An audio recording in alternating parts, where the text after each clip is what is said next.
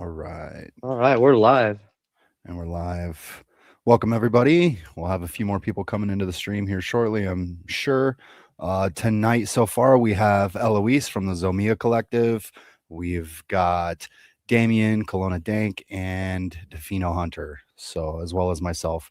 And hopefully, we've been in contact all week. Ravi from Grahan will hopefully be on tonight. Messaged him last night right before I hit the bed, so everything was lined up as of yesterday. We'll see what happens, but it is early over there. So before we have Ravi come on, just hopefully be talking about more landrace. We're all I've finally got some seeds popped. I think Damien, you've got some seeds popped finally. So from the latest drop from the Zomia Collective, we've got some West Bengal and the Dwarves. So we've got Gopal Pur. I've got Pashim Harmati, Banaswar. What have you got going, Damien? What's different out of your packs? I've got the Pashim Harmati. I just put in my whole pack of Banishwar a day and a half ago. So I'm hoping those pop because yours popped pretty quick. And then I have one Gopal Par. So I'm doing okay. I've got two decent size looking Pashim Harmati and two kind of weird looking small ones, but they seem to grow out of that. So I've got five and then hopefully a bunch of Banishwar coming. Right on. Did you pop any of the squirrel tail? You got some of the tie rolling too, right? I don't. I didn't. No. All you guys have got your tie popping. I wanted to try the West Bengal first. Gotcha. Yeah. But I've still got those squirrel tail on backup in case I need to pop into those. And seeing as everyone's got a little bit of tie going, I kind of feel like I should go that way too. Right. But I mean, Okay. you guys, Decision. I'm pushing my limits out here. I think I've got 72 or 80 seedlings down in the garage waiting to come outside, but I intend to call like 40 of them. So I'm filling like 40, 45 spots out here. So if I pop another pack, then I've got to make space. But it might happen. Man. It might happen. That's awesome. What do you got going, Andy? So I got the Jalapagari, that one there. I think I've got 4, maybe 5 of those. And then I've got the Mama Samchi, that's the one that is Thai. And then I actually had 2 of these ones, the Atar Kaharabari. I had one of those pop outside. You know those ones, Louise? I know all of them. I was there when they were collected. But I heard Uttar Karabakh was some of the best smoke that I had the whole trip. Okay. It was so fucking good. We're it's a little bit sad actually. I'm really sorry, guys. I don't have any photos. I've got photos of some plants like nearby and some photos that were like live, like but not flowering. And we did have dried flower from it, obviously, since I smoked it. But it was so good that we just kept smoking it all. Like we kept being like, we'll buy another batch to photograph it, and then the second we got it, we were like, we'll just take a little corner, and then you're like, it's already looking fucked up. We might as well buy a new beautiful one to photograph. And then we did that 3 times, and then eventually he ran out of bud. We were like, no, like we don't have any photos of the dried flower. But yeah, the Uttar Karabari, the whole like the Karabari Deogaon kind of growing area is fantastic. Really, I mean the whole area, the Doers in general, but that specific little hot spot around Karabari Deogaon and the Jaldapara forest was just so much weed, and so much of it was really, really, really good. Really, really good. Yeah. Can you describe the dried flowers? Are these compression cure or are they just everything is at least a little bit compressed, and I don't mean like full on hydraulic press. Right. I would think of compression curing as like any kind of compression, whether it's like lightly compressed or fully compressed. And there's the whole spectrum here in West Bengal, and we saw all of it in this area. We saw proper like weed that's been like pressed using a hydraulic press in like then the brick is like chipped apart so that it's back to individual nugs, but they're all flattened. It's super hard. And then we saw like chap, which is like kind of like rolled, longer kind of sticks. And then we saw lots of fresh flower. And this stuff that I was saying was the best from Uttar Karbari.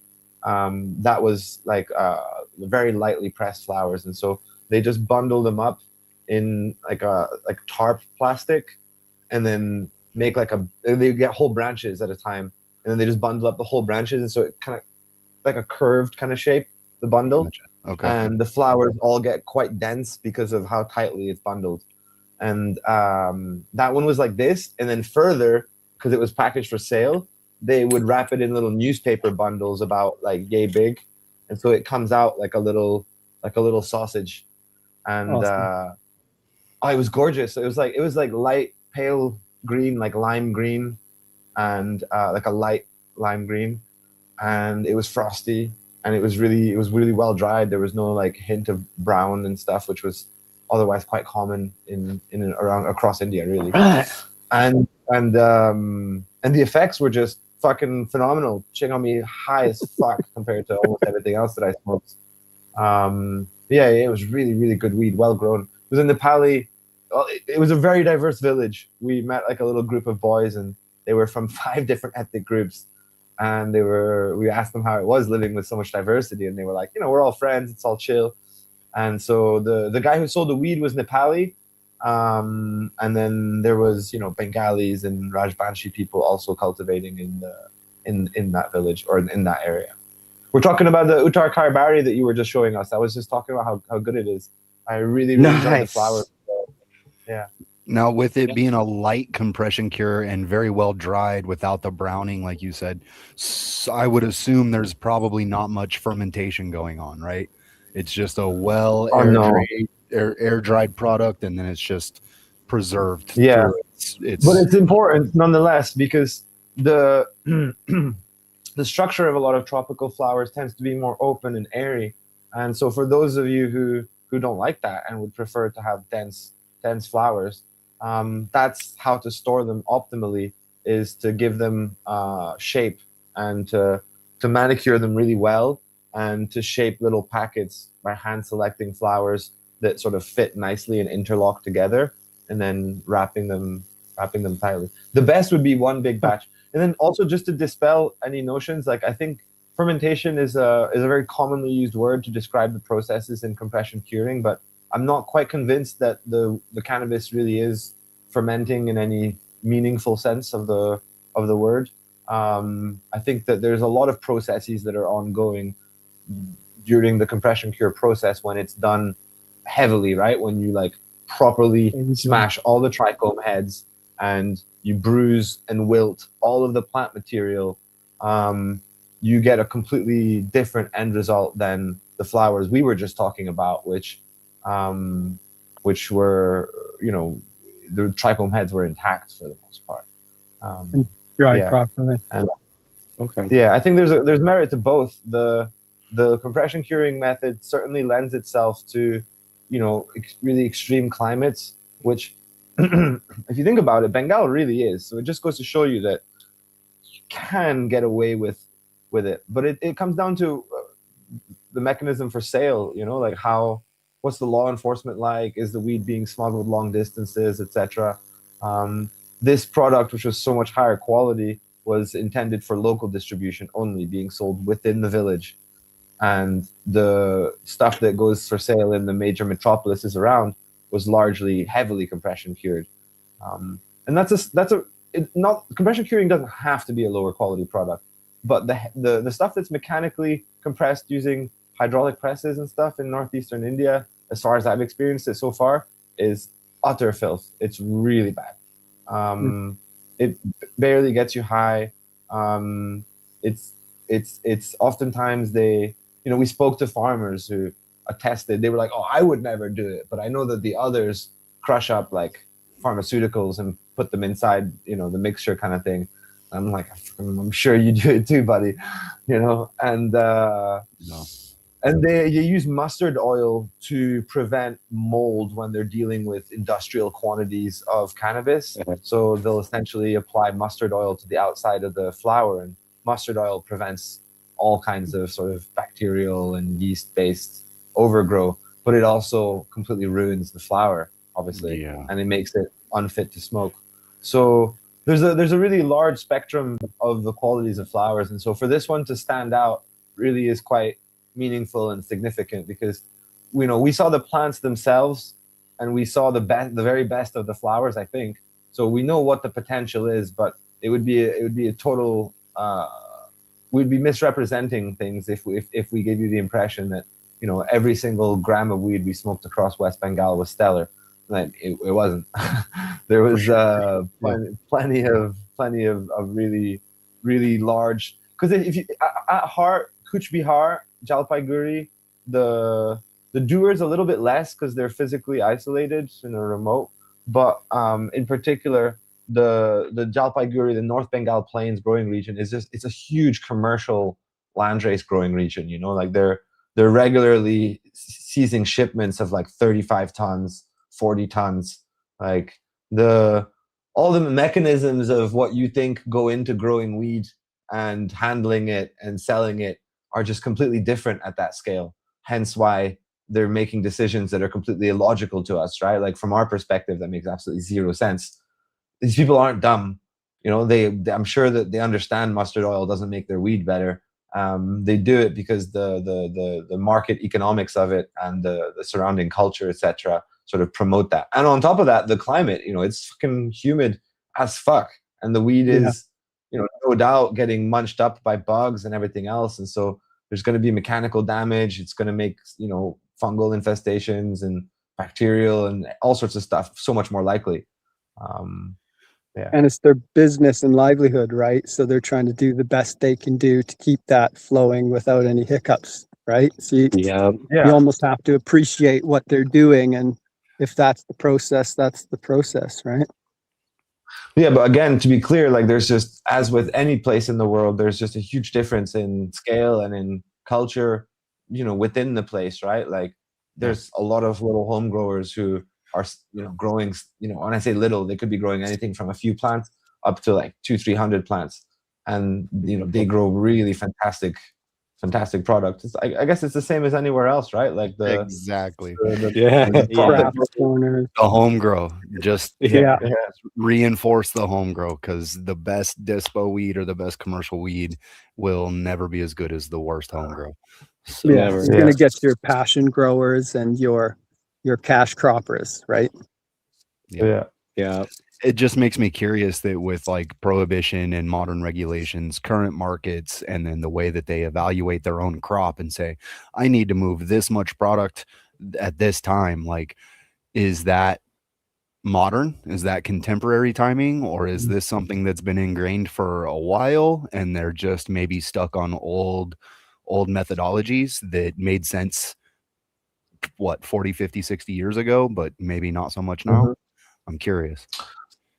Take a look at I can't remember the title of it off the top of my head, but there's a census that was done at the turn of the 20th century, or the 19th to the 20th century, and the Brits sort of did a census of all of the weed that was being grown and cultivation that was occurring and how it was occurring, etc.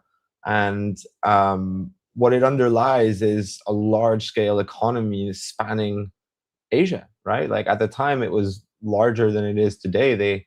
They had cross-border traffic across from Nepal, China, Afghanistan, Pakistan, in the finer households in Delhi and such. You'd find people who might be able to source products from multiple different regions all at once. So there's been a large scale movement and traffic and economy of cannabis in the subcontinent for a long time, but also in the broader region. So as far as like the contemporary economy in Kuch Bihar is like, first of all, let's just get things a little bit straight here. So Kuch Bihar is the name of a historical kingdom that ruled the entire area, including a lot of the doers. And the doers, that means door. That means doors, basically. And they're doors into the Himalayas. So if you think about it, you've been there, Ryan. The Himalayas are they're just valleys, right? Like you're not climbing over the mountains. Anywhere you're going in through the valleys. And so the valleys are rivers, and those rivers are fucking raging. They're fierce. It's melted glacier water, just big rivers, powerful. And when they get onto the plains, they fan out. And there's loads of little, and they shift a lot. And those braided channels are forested and jungled, and those are the doers. And then when you get a little bit further onto the plains, where the jungle has essentially been cut down and it's all sort of rice farming, that's the North Bengali plains, right? And so this kingdom, Kuch Bihar, is the kingdom that's associated with the main ethnic group in this area, which is the Rajbanshi people, not the Bengali people. The Bengali come from further south, and they kind of overran this area in a way, if you want. And you'll hear me talking about Kuch Bihar quite a lot, because Kuch Bihar is kind of like the old culture here. It's the ancient kingdom that used to rule this area, and it's also the province that has the district within West Bengal that has the largest amount of cannabis trafficking. So when we're talking about the modern trafficking economy, when we're talking about the doers are kind of irrelevant compared to Kuch Bihar and Jalpaiguri. Those places pump out fucking insane amounts of weed, really, really huge, because it's all like, it's just vast tracts of farmlands, and it's all huge jute fields, and jute grows really tall, so you can't really see into from the road. Like, you can see that the fields go back like fucking 15 miles until the next road, kind of thing, on the other side. But you can't really go in there because it's just like a maze of tiny little paths. And then the plants are like huge fields of weed are hidden in amongst the jute fields. And we had some access to those, but much less because of how sensitive, right? Like, that's all like big mafia stuff. And we did go to one area which had just been raided the year before, and we found one field hidden in the jute, and then we saw the evidence of a bunch of others, because there was like fields that were planted with squash and gourd, but there was like a bunch of volunteers everywhere all over the field, and you're like, okay, last year this was used to grow weed. So it's a huge scale economy. It's pretty ancient, and a lot of it used to be sort of mediated and centered around this historical kingdom, Kuch Bihar, which sort of controlled this area for a long time. And so the ethnic group that's most associated with cannabis cultivation in this area are the Rajbanshi people primarily, and then after that the Nepalis and the Bengalis, and then there's a lot of other people grow weed. Especially, also, this is another group name that you'll hear, the Adivasi, and that's an umbrella term.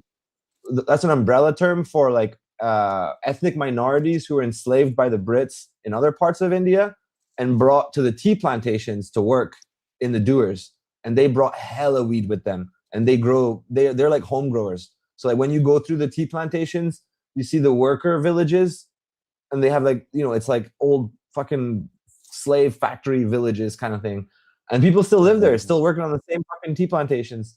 And like out of every like 100 houses, like I would say at least 10 have like a big old weed plant in the front garden kind of thing, for personal use. So there's a real sort of diversity to the culture of cannabis here and the economy of cannabis. But to answer your question in short terms, like it's not new, and it's absolutely vast. It's very intricate, and it goes through all these different ethnic groups and all these layers of society. Everyone smokes weed. I have a little question for you, Eloise, about just before I lose track there. What about like with the class of people? It sounds like in your stories, these stories are great. The history is amazing, especially when we know that ancient cannabis comes from these areas. But I've got this picture of you saying that people are brought up to grow the tea, and they're bringing all the weed with them or the seeds. So is there a class difference, a culture difference for use of cannabis between classes, say the upper class and the working class there, like before and now? Or is it literally like vast and everyone uses it, or is there a difference?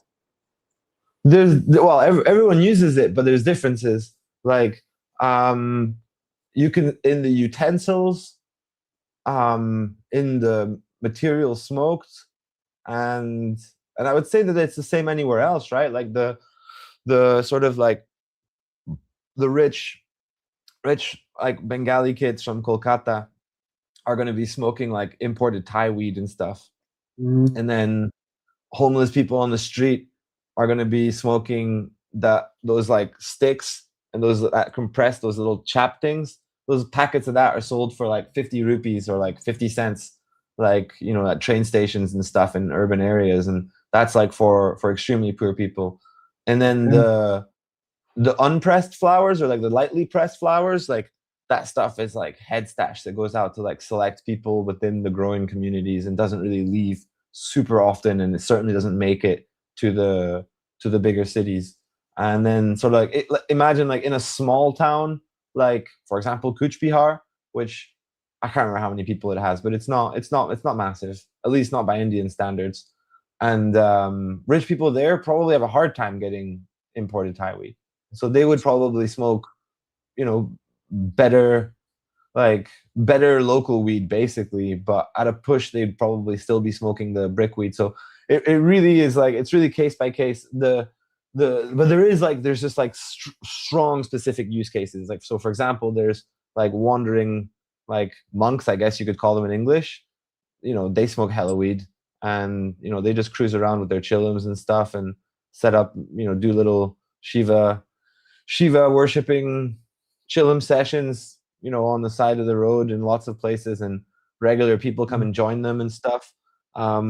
I would say it's more associated with the lower classes and the higher classes. The middle classes, and especially like upper middle, like think like government workers and stuff like that. They really like adhere very strongly to a lot of British, like sort of prim and proper kind of stuff. They smoke less weed. But they're still likely to drink a bang lassi during Holi or whatever. You Sure. know?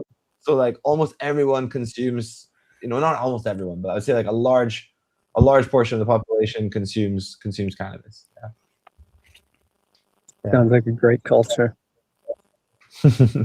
Well, it has some issues, but but not like not looked down upon, like as the prohibition has caused it to be in North America, I suppose. Here, Oh, we lost you, or at least I can't hear you.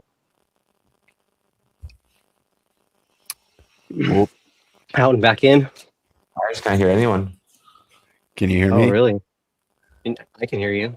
Can you hear Yeah. me? We can still hear Zomia. Right. I can still hear her. Damien popped out. Yeah. So Hmm. about that the guitar, like what did I miss that you were talking about? When I because the one I'm really like surprised about that popped was that one. It took 4.5 weeks for that one to come out. The Baniswar? Yeah. Yeah. Yeah, I'm not sure. I've still got my Gopalpar. I'm waiting. I think it's possible they still might pop. So I've got them out in the sun now rather than in a tent. You know, it's nice and hot now, so I'm hoping they're still going to jump out when they're ready. Give them a chance. I'm going to keep babying that pot of seeds just in case. Yep. Yeah. No, some of these seeds, I think they're like that. Maybe they're just dormant for a little bit. They don't pop right away because they know if they do that, I don't know. There's some sort of intelligence there that if they pop right away in their native environment, they're susceptible to die. Maybe that takes a few cycles for them to actually trigger. Almost an intelligence in, you know, a landrace species, right? To pop at different times for better chance of propagation or self-preservation. I've got to pop out for a few minutes, guys. Sounds good. All right. We'll see you soon. You know, like the thing as well is that I hate to sound callous, and obviously given the situation that I'm in, it does seem a little bit self-serving to say this, but it is what it is. Like, Yeah. we don't have like a huge facility where we could like bring in all of our seeds and grow them out and reproduce them for you guys and give you guys like well, our stock like that.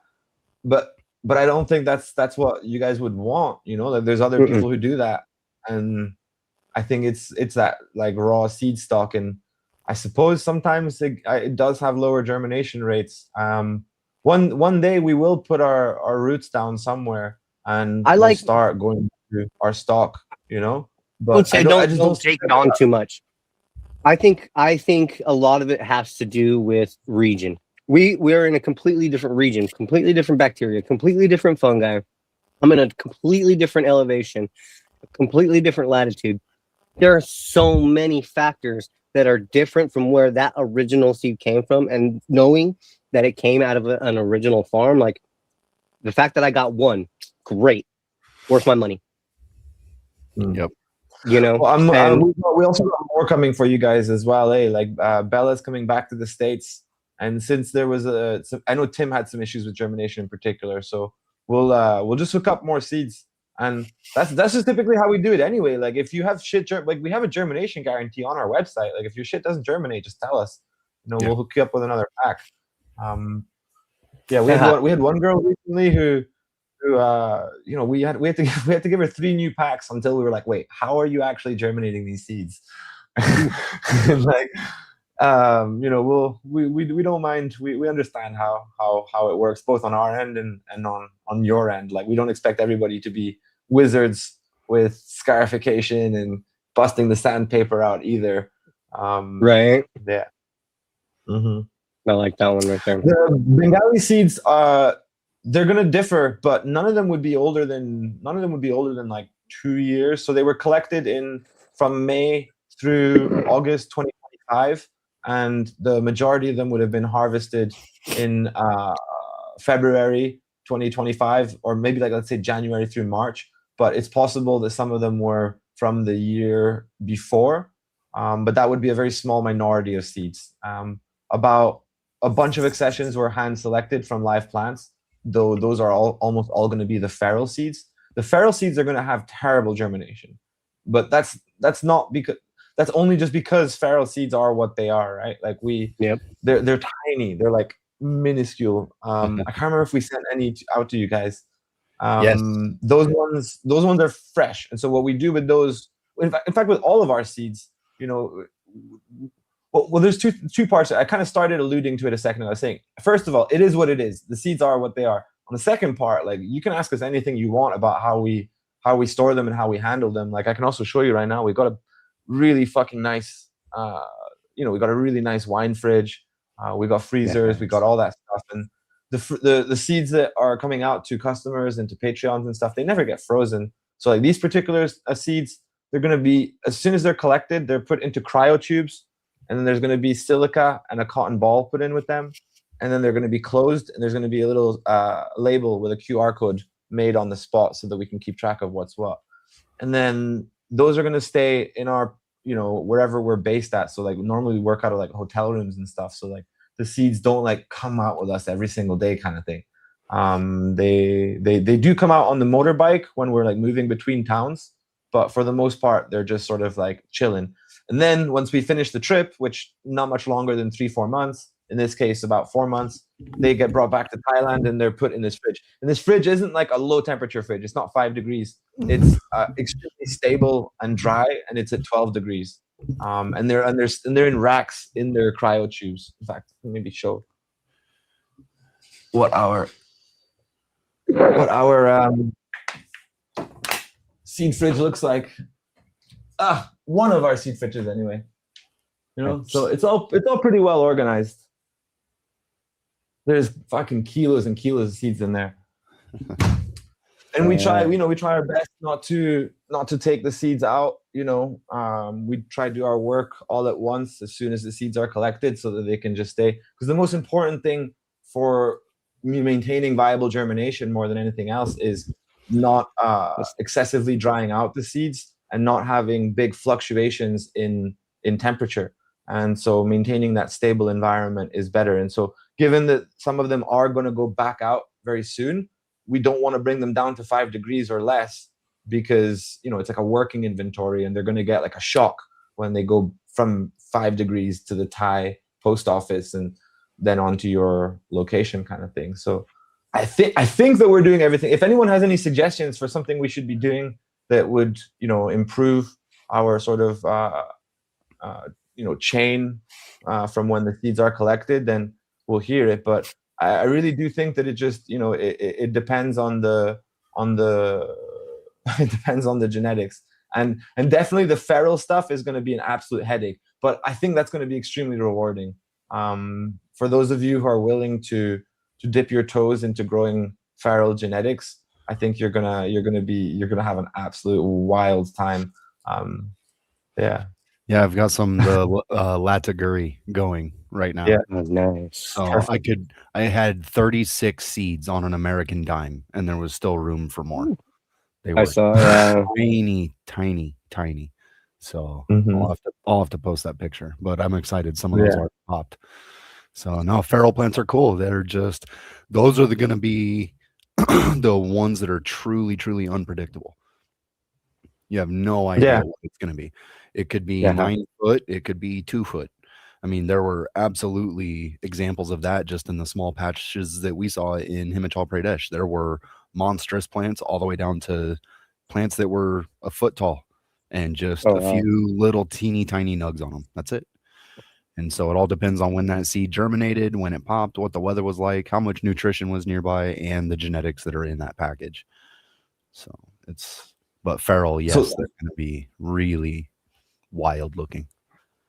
Just to be clear, pure speculation here, but we saw feral plants in all stage of development throughout the year, which tells me that they don't have this strict sort of photo period. Yeah, they may be some sort of semi-auto flowering traits in there.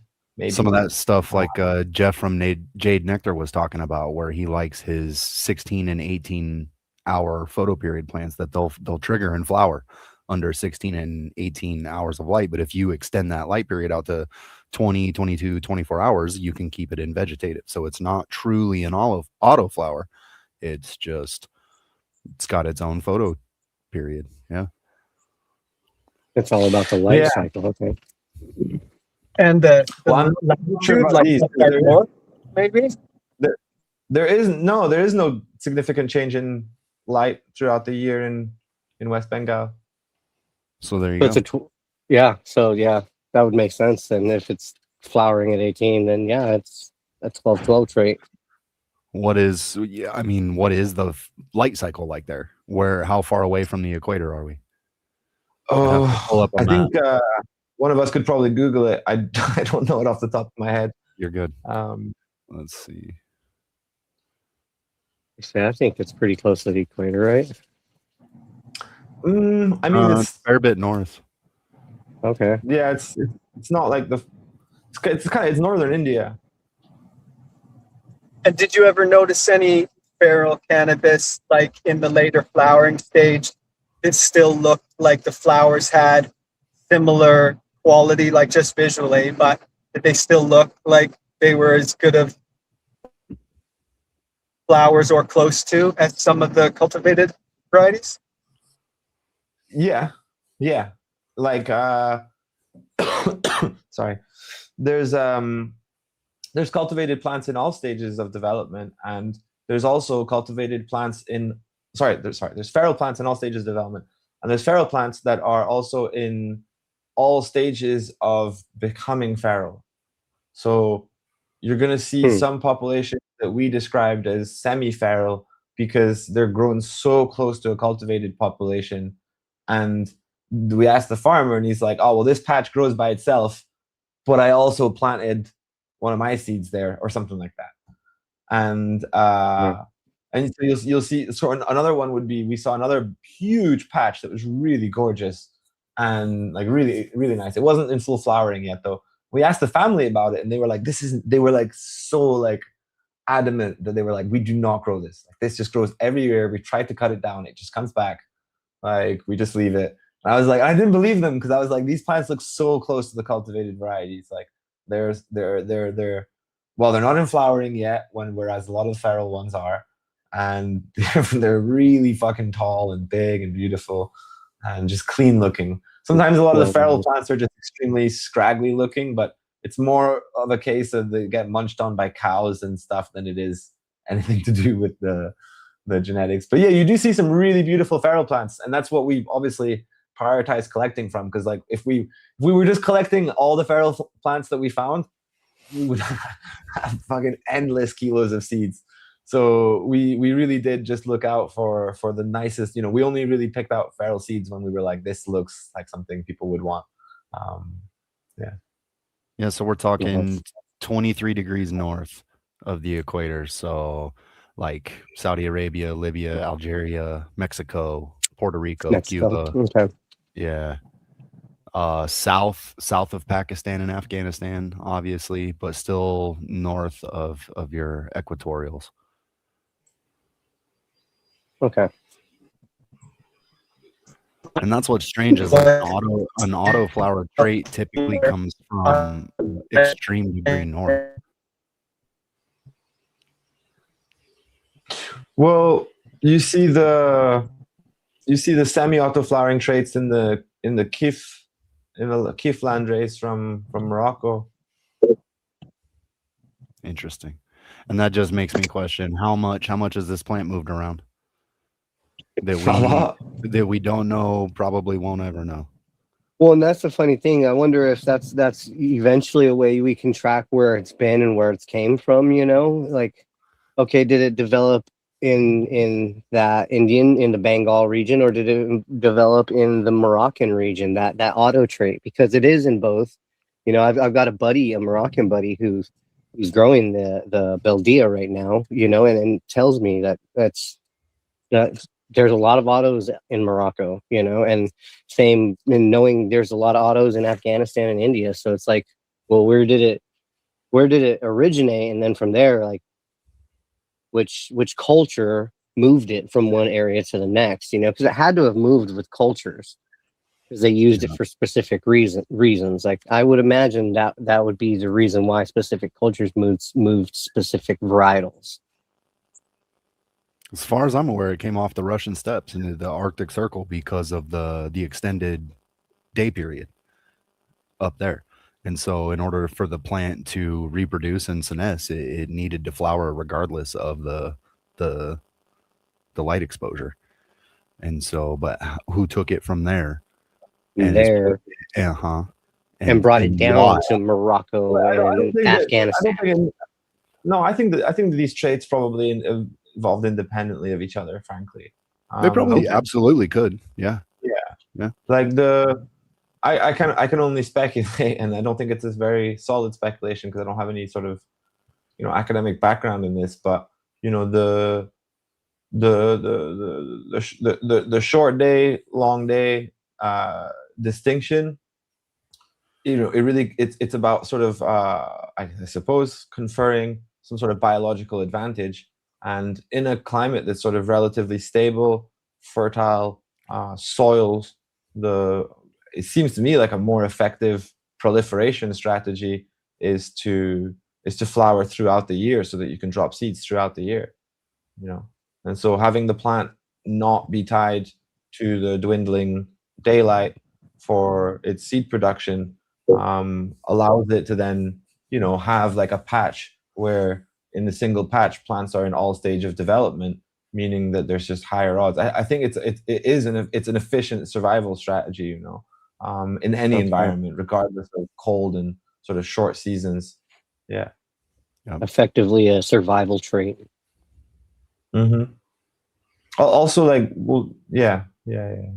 I don't know. I don't know if I really grasp the issue. I don't know if I really understand it so well, but like, it doesn't seem to me super strange that, you know, you'd find that trait in different places in the cannabis population. Yeah, I don't think it necessarily automatically implies that there's some sort of connection between cannabis in Siberia and cannabis in Morocco, other than like sort of the obvious sort of like ancient connections. Okay. Yeah. Well, because like there's never like sort of been like sort of like, you know, like, oh, we should go colonize that area and bring all our seeds with us. Like that's like you only really see that in very sort of specific contexts. Like the world has been like mostly sort of like inhabited by other people for a long time, and so like what would it take for you and your family to move to another country? You know? Well, I would imagine during nomadic times, you know, like there's specific nomadic Yeah, but groups, nomads even don't grow within cultures, nomads you know, that even though that would nomads don't grow crops. Yeah, they gather and hunt. There's no Nomads, agriculture with a nomadic lifestyle. yeah, okay. nomads typically are you know, they practice animal husbandry. And if they do practice agriculture, it's typically limited agriculture. And then there's like sort of semi-nomadic groups, right? That like move around, but like they like stop in one place for like a while and farm and stuff. But like Yeah. typically it's like great crises, you know, it's like plagues, little mini ice ages, war, you know, Or and people or like open trade, wide open trade, unregulated trade. Then people are Yeah. yeah, willing but to cannabis is give. so common already by the time that there is unregulated sort of open trade, which by the way, I don't know if there ever really was. Like you were always at risk of like Yeah. highwaymen and robbers, and then you also had to pay taxes and stuff when you entered certain territories, and then other territories like tributes and all sorts of shit. And like I think cannabis was already so common by the time there was sort of like worldwide trade, like in the Bronze Age, that there probably wasn't much of a need to trade in cannabis because it kind of already grew everywhere. You don't think there were You know what I weed mean? nerds that were like, Okay. but what's cannabis like from those peoples and that culture? Like maybe if you were slightly traveled and then you went and sampled their stash, you were like, you know what? This is a little bit different than our home grow. What's different and why? And so they just started trading seed stock, thinking the same lines that we are now. Oh, I can go get Indian seeds and it'll be like I'm smoking Indian hash. And it's not. It's in the I same think that vein, but it's not. caring so much about the psychoactive properties of cannabis is a very modern phenomenon that is Yeah. I mean, I think it's always mattered. I think, you know, people have clearly always smoked it for its effect. It's always mattered. But caring about it so much like we do now, I think is relatively modern, you know. It doesn't like fit well with sort of the lifestyles that people lived for most of the humanity, which was farming at home. You know, like we are essentially farmers. Like some of us are merchants and traders. The overlap, the Venn diagram between like hardcore weed nerd living in the 5th century, also a merchant, is pretty fucking small. Probably. Probably hub though, right? Like, you know, those trade centers, like wherever the boats pull up in Kerala, or these, you know, these port areas. There was probably hubs like that that might have had a lot more variety and a lot more people showing and trading what they've got, possibly, though. I would imagine Yeah, that would be cool. yeah. Um, yeah, but I just want to kind of dispel the notion a little bit of sort of like people just sort of like putting all their belongings on their back and just sort of bouncing to Turkey to go start farming weed or something. Like it's not super probable, but like clearly we did move around, but it moved around through a myriad small organic independent actions taken by individuals who were mostly looking out for their survival and their safety, like any other human. I don't think there was ever any sort of concerted organized attempt to move cannabis around until much later. Yeah, I think there was a decree in the early colonial Spanish Empire in like 1561 or some shit like that, where they were like, everyone in the colonies must grow weed. So they started moving, and they started moving seed stock around, and there may have been other ones, you know, other decrees like that in the past, but you know, for the most part, the history of trade has been dominated by other products. And I say this with a pretty high degree of confidence, because one of the things that we really do know quite well is shipping manifests. Like that is one of the best forms of understanding our past. Like we have, holy shit, we have bare shipping manifests, like all the way back to the fucking Babylonians And you ever seen the memes about what's his name, Ian Assil, the copper merchant? But look, okay, so say bring in the regulatory factor to that, and then look at what we do now to move this product. Yeah. What if those manifests are just, pencil whipped a little bit? Or what if we called it something else back then in order to get it through on the manifests? You know what I'm saying? So, Right. Yeah, I just don't think there was. I have to assume without making the I don't know, Well, making look at how valuable stuff that didn't grow where you were at was super valuable. It's yep. No matter where you were, if it didn't grow where you were at, it was super valuable. If it didn't grow where you were at, you probably didn't know about it. So again, like the Venn diagram of like people who want to consume weed but don't live in a place where they can get weed, pretty fucking small at that time. Like people who have been exposed to weed probably live somewhere where they can get it themselves. The things that really needed to be shipped were things that were sort of much more niche in the sort of grand scheme of plants and animals, like think like, for example, oud, right? One of the most valuable incenses, right? It's a fungus that grows in the heartwood of one species of tree in the tropical rainforest of Southeast Asia, right? So like you can't get it anywhere else. Like that is it. So like they're trading stuff like that, but they are bringing plants. Like certain groups are bringing plants. So like one of the groups that's sort of really well known for moving plants around is the Austronesians. The Austronesians, they brought all sorts of plants around the Pacific and around the Indian Ocean as well. And so when we think of the ocean trade routes, we like oftentimes people think of the Arabs and the Indians, the Tamils, but the first people who sort of created the Silk Road. The Silk Road first of all, the Silk Road was maritime far before it was on land. And the maritime Silk Road was founded by Austronesians who were bringing cloves from Indonesia to the Middle East. And those people definitely had weed, and they did bring weed to them in places. And so that kind of goes against a lot what I was just saying, because it only happens we can only say for certain that it happened in very specific cases. But in some cases, people did go long distances with weed, it seems like. Madagascar seems to be that, right? So people brought weed to Madagascar from Indonesia, probably, which is really fucking far away. But those examples that we know for certain happened are really far and few between. Yeah.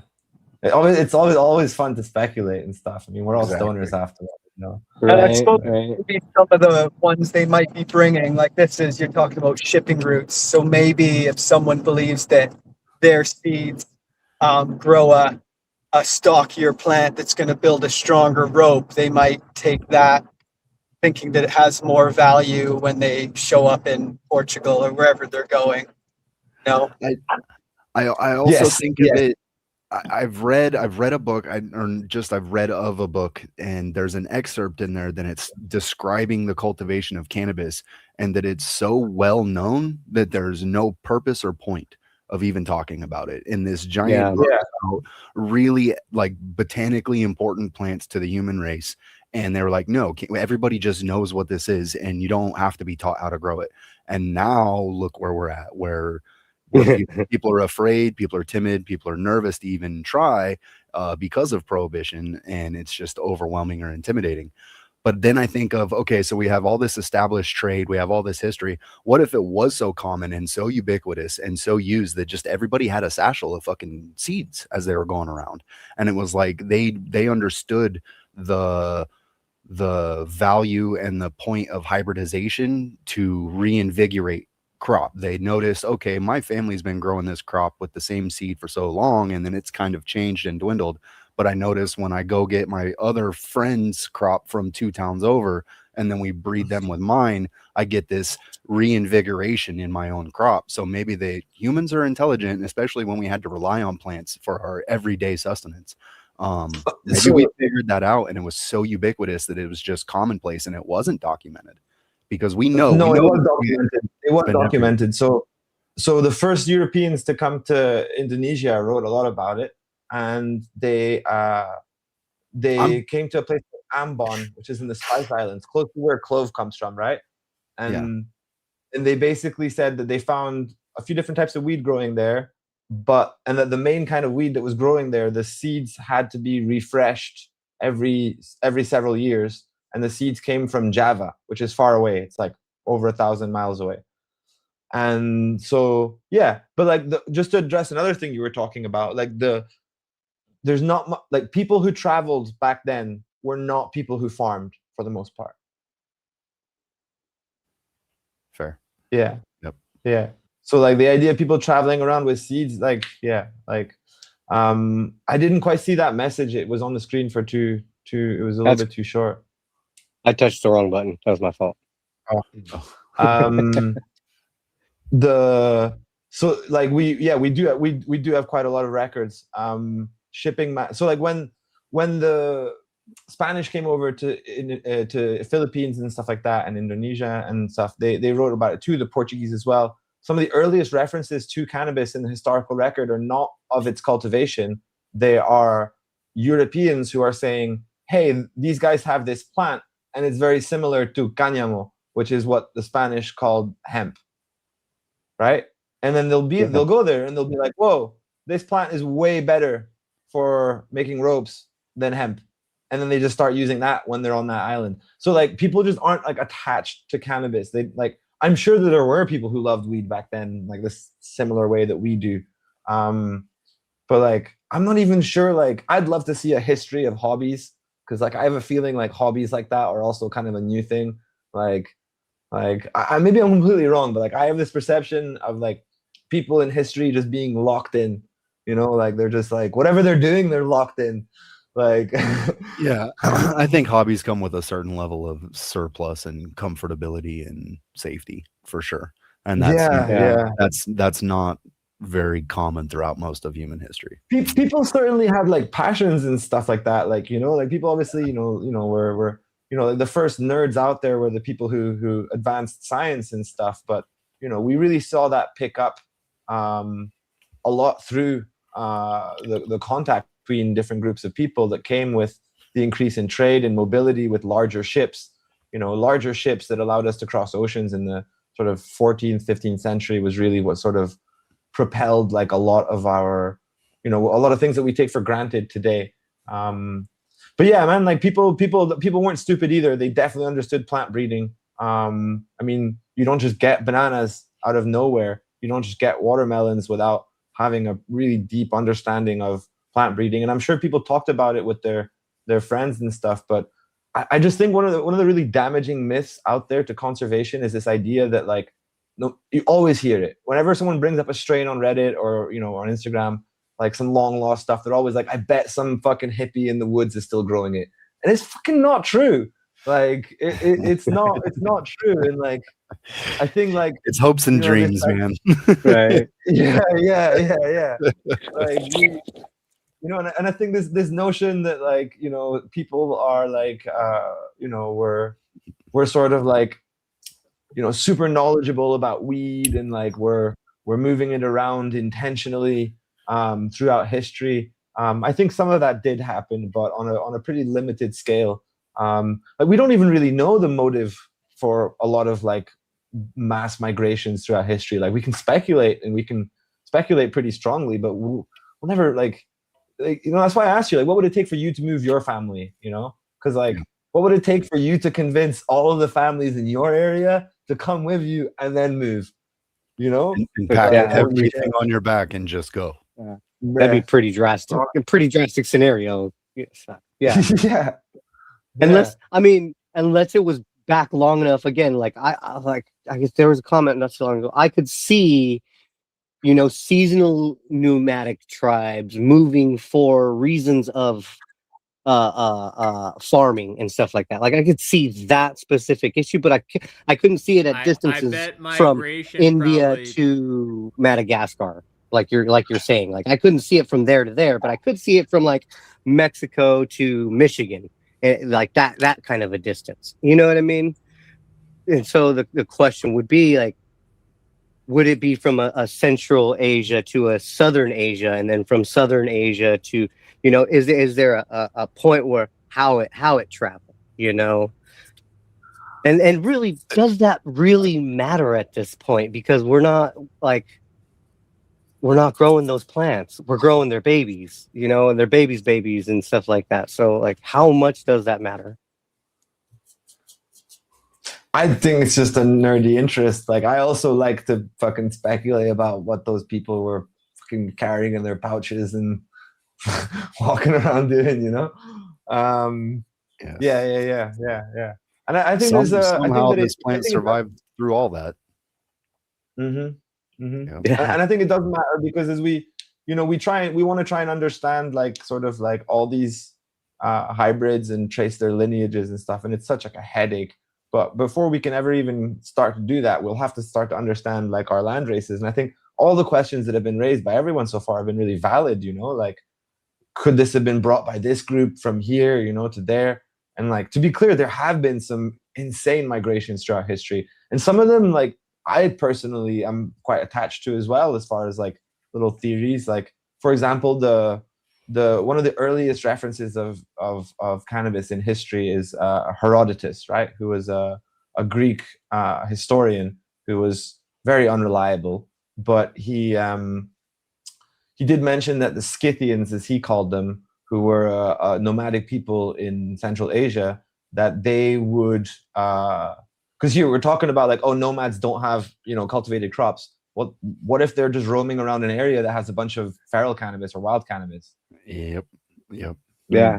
So They can still have taking the relationship. Yep.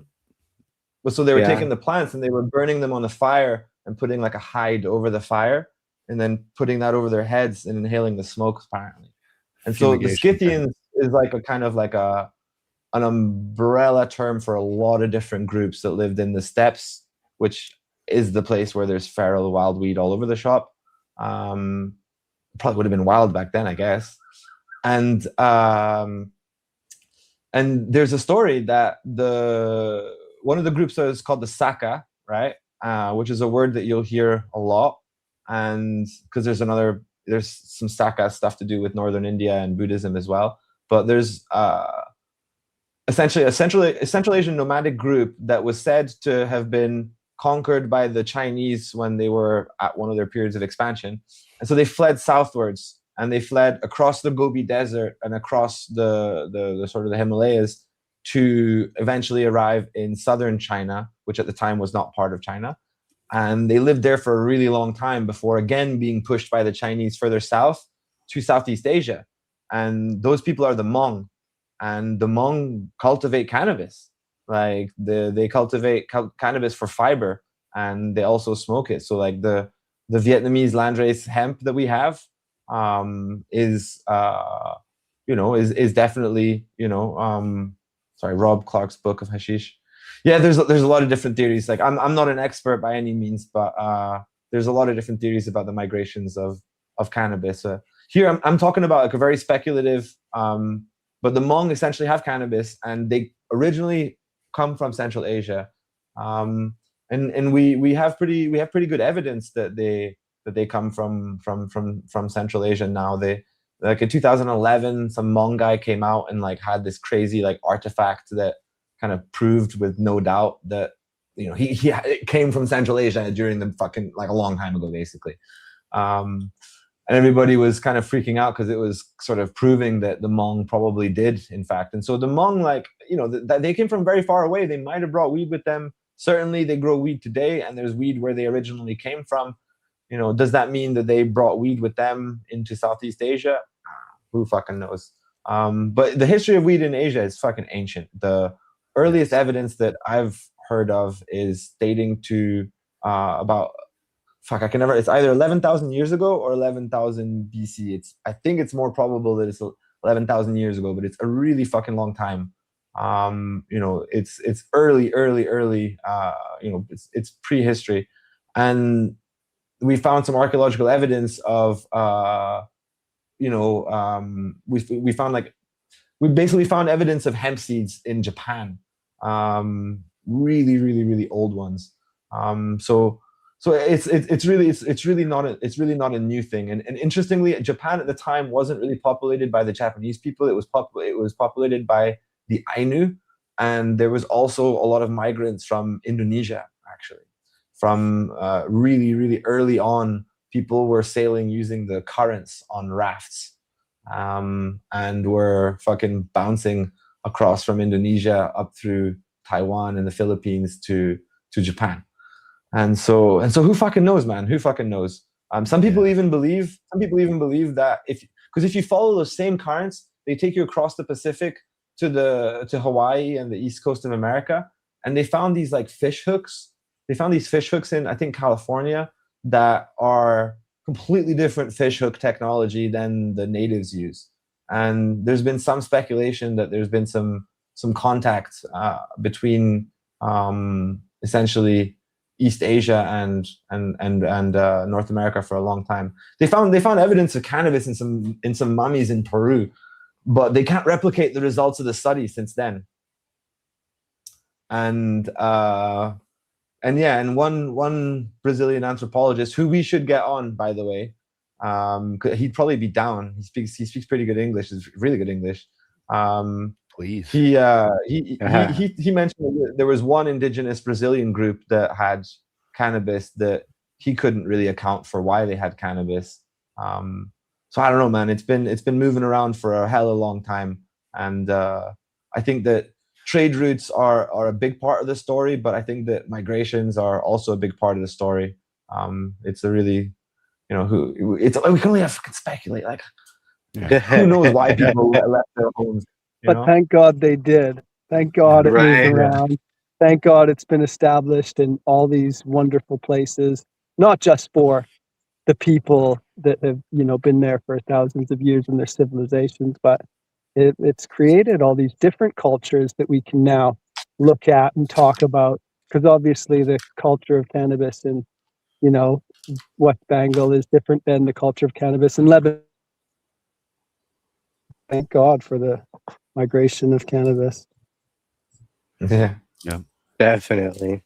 It's interesting. I think there's so many things going for it. It's an annual, so it's fast. You get your crop no matter where you go. If you plan your trip, right, you show up in the cultivation season, you're going to harvest something for fiber. And then once you have fiber, you have materials. Once you have materials, you can expand. So I think there's just too many things that lined up, and then you add the resin profile on top of all that. And I don't know, it's too much to not be accounted for. Certainly by the 16th century in the Muslim world, which was kind of dominant back then. Like, I don't know if everyone in the West is kind of aware of this history, but the Muslim world, the Muslims kind of conquered like a large part of the most important places in the world, and certainly in Islam is very diverse, and Islamic culture is very diverse in all the countries and everything else. But in the East anyway, there was like a sort of a lot of cannabis, and it was used through all levels of society. There's a really interesting book written by a guy called Garcia da Horta, who was essentially like a herbalist sort of physician who lived in Goa in the 15th century. And he described cannabis and how it was used across society, and it was used by everyone. One thing that was really interesting. He said it was used by women before they go and play around with men, essentially, and it was used by nobles. It was used by kings. They even had like a sort of a religious thing about it, where it was like considered like a holy kind of, like, being high on cannabis was like a sort of a getting closer to God in a way kind of thing. It's communion. Yeah. I wholly believe in that. Yep. Yeah. I don't know. It's pretty fascinating, and we all know it as stoners, the stoner culture, that people that you choose to hang out with, they can be really diverse in what they choose to do in their life, but you can get together in cannabis and you guys can consume, you have a joint circle or ripping bongs or just whatever. You're just hanging out with the homies and you just kind of get into the same vibe, same chill, same mindset. And depending on what you do with your time, you could accomplish a lot. And I think that's what's segregated or defined a lot of different mindsets with this, is that there is the opportunity to just sit there and be lazy, and that's the one that's frowned upon. And then there's the one where you could actually gather your thoughts and get in the same tune and make purpose. And those are the cultures that are still alive right now around the whole planet. Right. I think that if you're interested about the effects of weed, and I think that this is why the best land races come from specific places. The certain cultures put more value on thinking and like philosophy and stuff like that. And cannabis like really helps with like associative thinking, and thinking creatively, essentially. And there's, for example, in India, there's the culture of the sadhus, who are like these wandering holy guys who just smoke. They just wander around and, okay, I don't mean to be rude or anything, but they just go around and be wise and like, pat you on the head and tell you how to, they don't tell you how to live your life per se, but like, they tell you what you need to hear, kind of thing. And they need to smoke weed in a way, indirectly, in order to get what they need to be able to play their role, And Right. So for that, the psychoactive effects are so much more important than, the size of the size of the fibers or whatever else traits that could be selected for in cannabis. And so these sort of like cases where it's being used for intellectual pursuits rather than for fiber and everything else is where you see the best cannabis.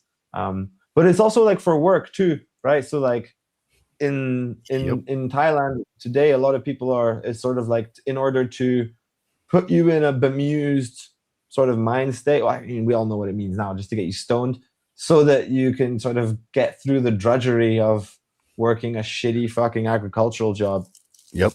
So you can tolerate your horrifying task of the day and the brutal 100%. labor that it takes to get it done. And it definitely can help with that.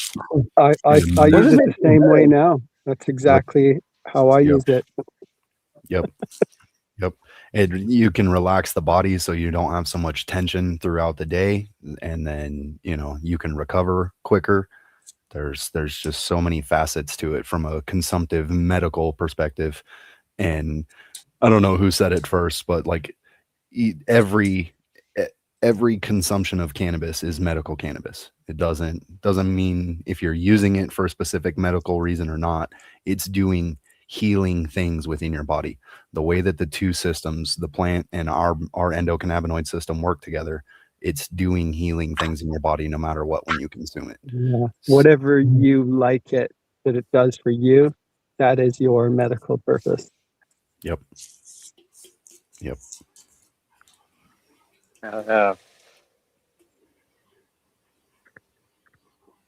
What questions do we have for each other? I don't see Ravi. He's still not on.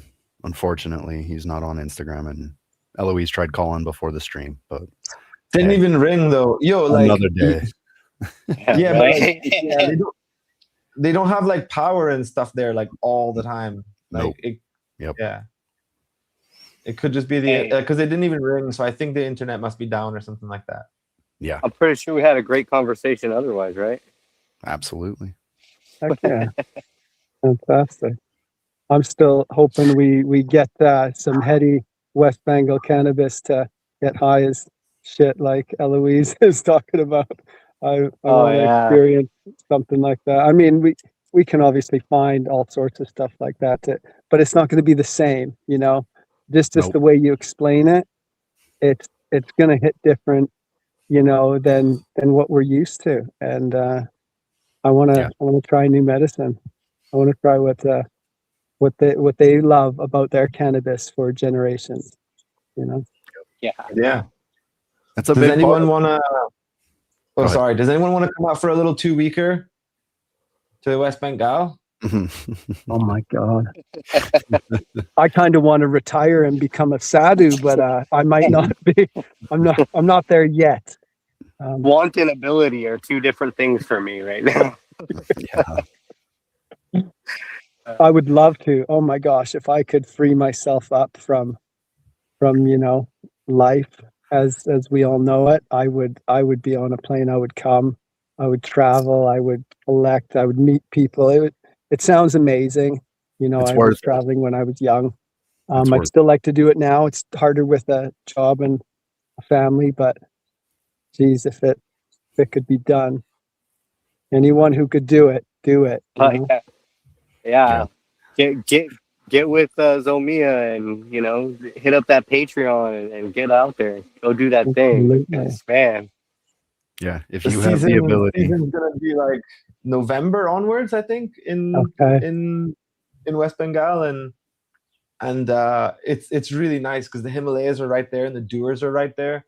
It's one of the most sort of like green parts of India. It's really lovely. The food's wonderful too. People are Oh, super chill as well. yeah. Is the food spicy up there? Of course. In Yeah, fact, it's love probably so not exactly there, but really just next door. If Okay. like the next province over is probably the spiciest food in the world. Oh, They have love so like they have like the Naga chilies. They grow a little bit of them in where we were in the Duars in West Bengal, but the spiciest food comes from Assam, just a little bit to the east of us. It's fucking ridiculous. Here where we were, they had the Dale Kurshani chili, which is like it's like a Bhutani chili. Bhutani cherry pepper, I think it's called, and it's about as spicy as a habanero, so it'll fuck you up. But no, Bengali food's really spicy, but it's not quite as the spiciest, but it's up there. Yeah, they use mustard. They use a ton of mustard, so it's got that pungent mustard quality. Oh yeah, dude, they love. So Bengal is all about like fish. Yeah. So like, because it's like all these rivers everywhere, and so like they eat river fish all. So like what they'll do is they'll get river fish and they'll put it in a banana leaf. They'll get the fish and they'll fillet it, and then they'll put a paste of mustard seeds with like a few other spices, maybe like some nuts, crush it all up, and then put that in the fish, and put that in a banana leaf, and then put that on the fire. Oh, it's wonderful. amazing. It's called paturi. It's really, really, really good. Bengali food is wonderful food. They have all these sort of unique dishes that you don't really find throughout the rest of India. Bengal is like kind of like I might catch some flack for saying this, but like here, let me phrase it this way. Bengali people say that Bengal is the cultural center of India. That it's like it has like the most authors, like the most artists. Like Bengal is kind of like supposed to be like the most like cultured. It's like the France of India or some shit like that. I don't know. People are quite pretentious, and they have like a culture of like going to these like kind of like coffee shop kind of places and having like debates and stuff. And like, yeah, Bengal's a funny place. Yeah, it's really interesting. Nice eclectic mix of people. Sounds amazing. Yeah, it's very diverse. If you could somehow take us for little tours, if we could ever go live, like I know that power and internet is a little, off there maybe, but man, that would be unreal. Or even if you could do like little video short, like snippets and then load them up later. I mean, gosh, we'd all love to see Send what it to you're me. seeing. Send it to me. I'll edit it for you. Yeah. Really? Yeah, because we do actually have a bunch of footage from. So right now we're just working on the Landrace wiki to just get everything up there. Like the videos probably won't be up there because there's just too much of them. But we're working on a YouTube channel. We've been talking about it for years now, and Isabella finally got on the she dressed up nice and cute and got on the microphone and got started on recording a video. So, and this has been good. This podcast has been good practice for me. So yeah, like not only do we have footage, but we're trying to get more, and we're trying to get more sort of quality, better, professional footage kind of thing. But we can show you some stuff in West Bengal already. Like we fuck man, yeah, a lot of scenery, that's for sure. Because whapping out the camera in someone's field is always a little bit sketchy, but we did do quite a bit of that. Like, like at the start we fucking we were all like sort of bright-eyed, and we didn't actually realize just how much weed we were going to be seeing. And so we were like, on roadside patches of feral weed being like, ooh, this one has a lemony aroma. But like after a while, there was just so much weed that we kind of started prioritizing. And then it's really hard to do seed collecting trip footage, because either you like just collect a bunch of clips and then you do it all in post-production and then you have like a voiceover, or you do like sort of a script and a document. But like either way, like you just have to be extremely organized, and you have to like go like wake up early to go get a specific shot of traffic over that bridge. Or you just work with the right editor. Take a bunch of pictures. Take a bunch of video. Work with the right editor. Yeah, do it random, and just do them short enough so they're quick to load. If it's harder to load longer videos, and even just little 3-minute videos here and there, it would be great to see it. You'd be amazed. Like, I think statistically, how many people don't watch full videos. Even like, if they do watch the whole video, they won't actually watch through the entire thing. They'll pause for snippets and actually pay attention to things that catch their attention. You see that in a lot of statistical analysis and research of people that watch videos and podcasts in general. So it almost would be of benefit not to force yourself to do long form videos. Yeah. I think your mic went out, Eloise. We can't hear you. Yeah, I'd love to see any of that. Yeah, because then I would imagine that the farmers too would be more adept to and willing, because they're not as exposed. And even if it wasn't, like, even if it is tough with the farmers and at the farms, even just the areas, like this is the surrounding area near the farms, just to visualize what that scenery looks like, or where the feral cannabis is growing on the sides of the road, just, because we've got these pictures in our minds when you're telling these stories, but to actually see it would be something else. Yeah, you're right. And honestly, thanks for saying that. Because I've been in my own head for a while. Like the haters kind of got to me. Like when we first started this, we were far less confident than we are now. And for a long time, I always felt like, because we didn't have like a huge production facility or even a small production facility where we could, grow out and because every time we'd try and like talk about our genetics, people would be like, like, oh, what does it test that? Like, blah, blah, blah. Talking to the wrong people. Yeah. Of course. But so that's like, the entire market, man. It's everybody. I know exactly. Yeah. It's Everybody's in that ubiquitous, it's mentality. everywhere. And so like we felt like we had to like carefully curate our image, and we would only try and like show like pictures of big fields and stuff like that. And it really corrupted, and it affected a lot of our logic, and it's not good, because, well, for example, we might go to an area which is on the verge of becoming extinct, and the weed all looks like dog shit, and it's all scraggly, and there's just and like that, but it doesn't matter. Is just as valuable, if not more, than anything else. And like our job is not to be master growers at some fucking facility, our job is understanding geography and history and culture in such a way that we can prioritize and get access to the right seeds to put them in the gene bank, And so as far as that goes, like we have been documenting everything because our heart, I think, is in the right place. Like I also think that scenery around the place is valuable, and even if I don't get any shots of the weed, it's not like I'm not going to fucking shoot anything. But like I feel like, the main places, where are you going to see that? Where are we going to post it? On our Instagram? On our if it's not like a picture of a fucking fat weed plant, it doesn't get any likes.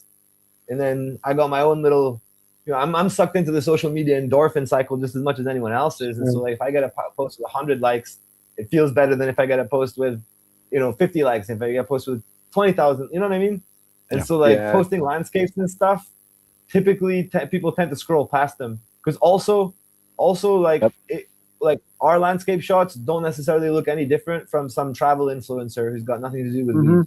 And so like you might not even know that it was a weed related scenery setting shot. So that's kind of why we haven't posted more of that in the past, but we do have it. And we've been, that's what was one of the main reasons. Sorry, I literally talk about one thing these days, Landrace Wiki, because, like the accession page has all the photos of the plant, but then you should be able to also click through to the growing area and to the village page and see what pictures we took in the village and in the growing area, And if we didn't take any pictures, we'll upload some from the commons, So the landscape, the videos is the tricky one. Of the way the light hits the valleys, of the people and their culture.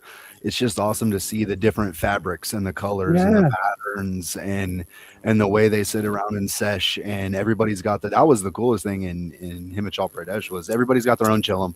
It's so ingrained into their everyday life and their culture. Everybody's got their own chillum and they pack it around with them. That's huge.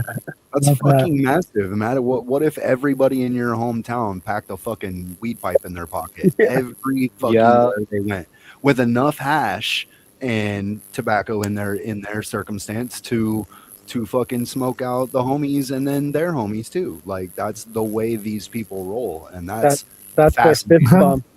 And that's the people that care about where these plants come from. Those are the things that they want to see. For sure, those are the things that they want to see, how this plant is integrated into human life. Because a lot of the people that are fascinated in this, or maybe they are reclusive to it, and still do cultivate themselves. I saw it going through the Ganjier program that there were people there still in blackout states that were like, they were overwhelmed. Like it's an anxiety issue that there are 40 fucking people right here in this room, and we're all rolling and we're all smoking and we're all passing it around and we're all talking about herb in a very, very open, very sharing, very welcoming, very empathetic environment. And these people are used to being absolutely in the closet. You don't tell a fucking soul about it. And those are the people that want to see this culture. They want to see how you can integrate it normally into human life, not just the way that it's prescribed and allowed right now, the way that humans are supposed to behave side by side with this plant in your yard, with your dogs, with your sheep, with your goats, with your kids, with everything, with your grandma, with everything. That's how it's supposed to be. Not in a room full of lights, not in a tent, not in a closet, but in the pasture, in the backyard, on the front street, beside the coffee shop. Yep. Like I want to see those shots. Value in that. I want to see that feral cannabis grown out of the crack of the asphalt or the sidewalk. Like that. Those pictures are beautiful. I love seeing stuff like that. People ripping by on the tuk-tuk and they don't even care. They don't even notice it. Right? Yep. Like that picture. That's something else. Peaceful defiance. Yeah. I'm excited. I don't know, It's beautiful. Damon, we need to get you do a reading. That was a great conversation today. I'm excited for Ravi to be on. He'll come. It'll happen. It'll be a divine moment. It'll happen when it's meant to happen, and we'll welcome him when he can come. Yeah. Sorry, Pete. That was the second time you popped in, and I did not hear a word you said. Right.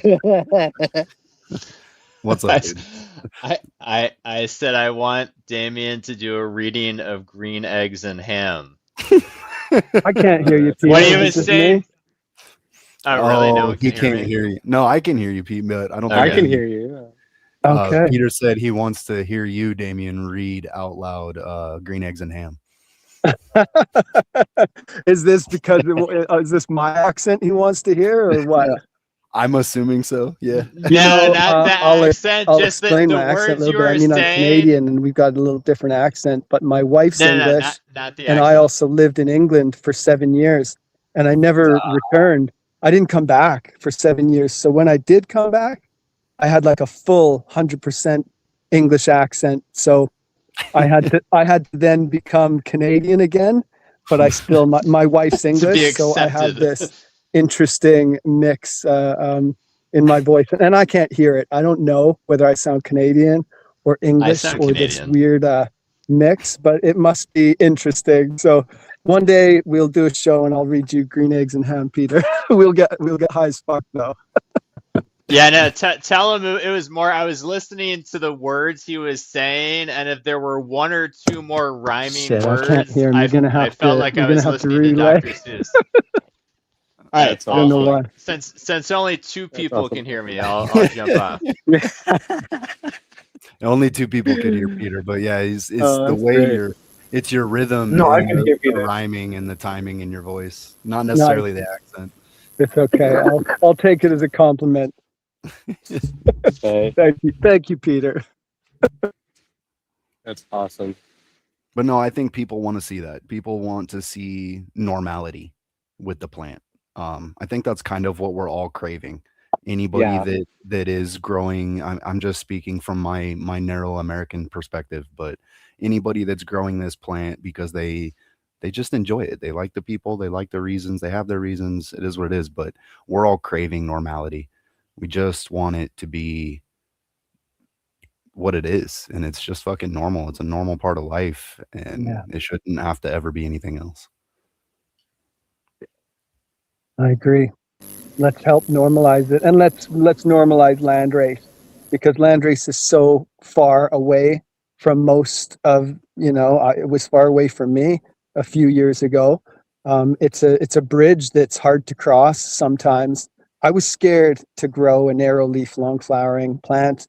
I was scared to grow it and not know how to feed it and not be able to take a good picture of a green plant on Instagram and people laugh at your weird looking shitty narrow leaf plant. And now I don't care. I mean, now I'm not scared to grow anything. And I want other people to feel the same. Let's make it normal. Sure. Try to Yeah. grow something new. Try to grow something far out in 16 weeks. And sure, fuck up that grow and, learn from it and learn that there's special secret nuances in this faraway landrace effects that aren't in modern cannabis. Let's normalize that. Yep. I think that's a huge point. Like we assess flower on THC level and terpene content and terpene profile. And we know there's like these dominant terpenes that are in cannabis, right? You've got the myrcene, limonene, beta caryophyllene, ocimene, whichever ones are the top 6 or 7 or 8. And we've developed flowers for the commercial market that are just really just tuning that up, just making it extreme. And that's super fucking cool. But I think the benefit of cannabis, and we've talked about it, that entourage effect, is that nothing's turned all the way up, but the palette's bigger. And so it's just it's a less intense pool, but it's honestly for many people that actually get over their assumptions and suppositions and consume it at a regular level, they feel better. I can't tell you how many people, even years ago when I was working in a dispensary, when it was still medical before adult use went through in Arizona, there's so many people that come in and they just go, what's your highest THC? I don't get high anymore. I just need your highest THC. What's your strongest dab? Give me shatter. What's your 35% flower, yada, yada. And then you kind of just get in their ear a little bit and you build a slight relationship with that person because you see them so often, and you make little nuanced suggestions for them for those flowers that have 2 to 3% CBD, or here, try this broad spectrum, concentrated product, whatever it ends up being, but it's not hitting that THC hammer so often. And it people that are stuck in that rut, it can change their life. They go from this depressed, constantly seeking more, chasing that green dragon, to holy fuck, I can actually calm down a little bit and get comfortable in my own skin again and feel better and not have to keep going back and reaching for more because my system's not just overloaded with one thing.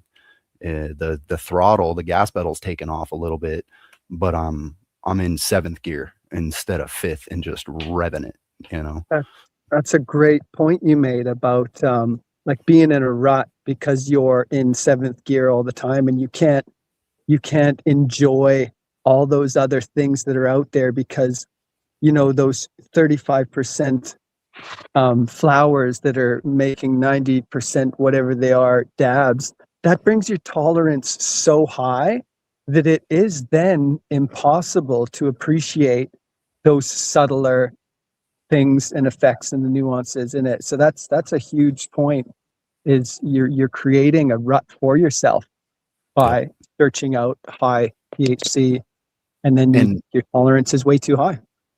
And then I've noticed that those really potent flowers that are like that, when they're actually of high quality and they're worth consuming, and it's not just because the COA says it's high THC, they hit pretty fucking hard because your system's balanced out and it's got some other things there that they're keeping it in tune. So you don't have to keep going back for it again. It smacks like it's supposed to. But if that's the only fucking thing you consume, I promise your cannabis experience is flat as fuck. Yeah, you want that broad experience. That's a huge point. People are missing out, and you know that they want it because they're looking for it, but they're kind of lost in what they're looking for, and that's where it goes back to like the education of it, and you know, maybe the bud tenders aren't the best at explaining this to them. You know, they're trying to push what they've got in the shop, and you know, that's just unfortunate. It's just a lost, you know, communication. It's the only way brands gain traction, is just kind of like what Eloise was saying earlier about the social media influence. If you're not Guys, I'm getting a call from Ravi. I'm just gonna go take the call. Okay, he's welcome to join us if he wants to. Please, come on, say what he needs to say. Yeah. But like Eloise was saying, with that social media influence, that's the only way these brands gain traction, is by slinging hype, and hype must be a specific, you know, potency. And it's not like frustrating for me. It's just, I feel bad for the people that don't have that knowledge or that experience, and they just keep going back and buying the same thing because it's got a different name, but it's still supposed to be potent and it's still supposed to be good. And it probably is, but because your receptors are so saturated with one thing, it just doesn't, it's not the same. I promise. I've been through it. When I first got into this, it was, you know, working at the dispo, getting all the free samples. I was dabbing, I was smoking flower, I was eating edibles, I was vaping, I was doing all the things to try and, you know, give point of view and perspective and relatable consumption advice to people. And you can absolutely oversaturate your system. And I think a huge part of where land races come in to help with that. It mitigates many of the alleged issues that come with legislation and legality and all these side effects and symptoms. And, you know, what are we dealing with now? That cannabinoid hyperemesis. And every time somebody goes into an urgent care or an ER and they've got any sort of nausea or dizziness or flush or heart rate, and they even hint that they're a cannabis consumer, the doctors automatically stamp you, oh, you've got cannabinoid hyperemesis syndrome. And maybe they do, but maybe they don't. And we need to figure that one out too. I personally, that's a whole debatable topic. For sure. I think that 100% comes from too much THC consumption. You erode your receptors when you have too much THC in your bloodstream, then the receptors are gone. So your body can't metabolize that THC through your receptor system. And so it's just free floating in your blood. Rejecting it. And then when you have all that free floating THC and there's nowhere for it to bind to, it's going to fuck some shit up. So the more you balance your system, the better off you'll be. Then those potent ones they're really nice then. And then what it is, it's enjoyment. We're all out for enjoyment. Like people that are buying the wrong thing, they don't mean to. Like they all want to enjoy. It's just like food. We all want a myriad of food and flavors. We want it to look different and taste different. So with cannabis, if you're not searching out these other varieties with these lower cannabinoids or broader spectrum of cannabinoids, should I say, what you're missing out on, even the terpenes that are different, you get maybe higher terpenes when you get Yeah, lower yeah, THC percentages, right? Yeah. Hey, Ravi. What's up, Ravi? Welcome. cool. Welcome. Let me get you over here. Nice to see you, Ravi. It's Thanks for showing up. nice to see you, everyone. Good morning for you. Yeah. Yeah. I actually I wake up very early. So problem is I have no idea to timing. About time. Then I call sister. It's all Also good. first Nice. time actually. No worries. Everyone is good. Yep. We were just talking Yeah. about your seeds from India and Grahan, and then other seeds that Eloise has collected from Bengal. Yeah. Yeah. And yeah, possible you ask me about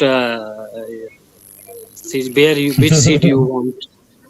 Yeah. Yeah, yeah, yeah. yeah. We would definitely, we've got a lot of questions. I'm actually going back to our list. We have a whole list of questions for you, but we'll see if we can Wow. Cool, really cool. good Nice. um main thing I think we want to talk about really is your relationship to the plant.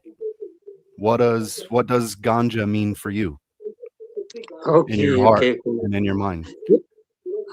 No, for me, ganja is like a uh, really other things. I use a lot of things before, but now still I smoke only joint. Also, in future I wanna smoke this, and for me, this is like really this is like if you use good way, this is like medicine.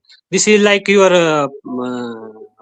partner, like I tell you, and like for this valley, like for local people, they never think about a lot about this. Yeah, they know which plant is this, but this level no, because also myself when I meet you, then I but really like this my soon here growing season coming, myself I wanna go there, and in future also I wanna connect with this more deeply, really, brother. But local way I use like all style.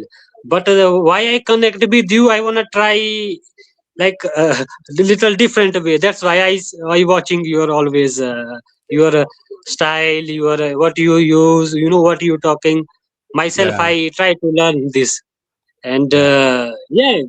So this is, I think, also problem. Sorry guys, my English is little No, you're so okay. You're slowly I learn actually, and I hope in future I myself I can show you how can I what I have knowledge, or maybe you coming my place and 1 month that's then I no, it's really I love this. Maybe it's pleasure to me, but now it's okay, we can few year or few months we talk like this, it's okay.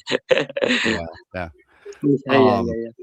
How old were you when you first had relationship, when you first learned about ganja?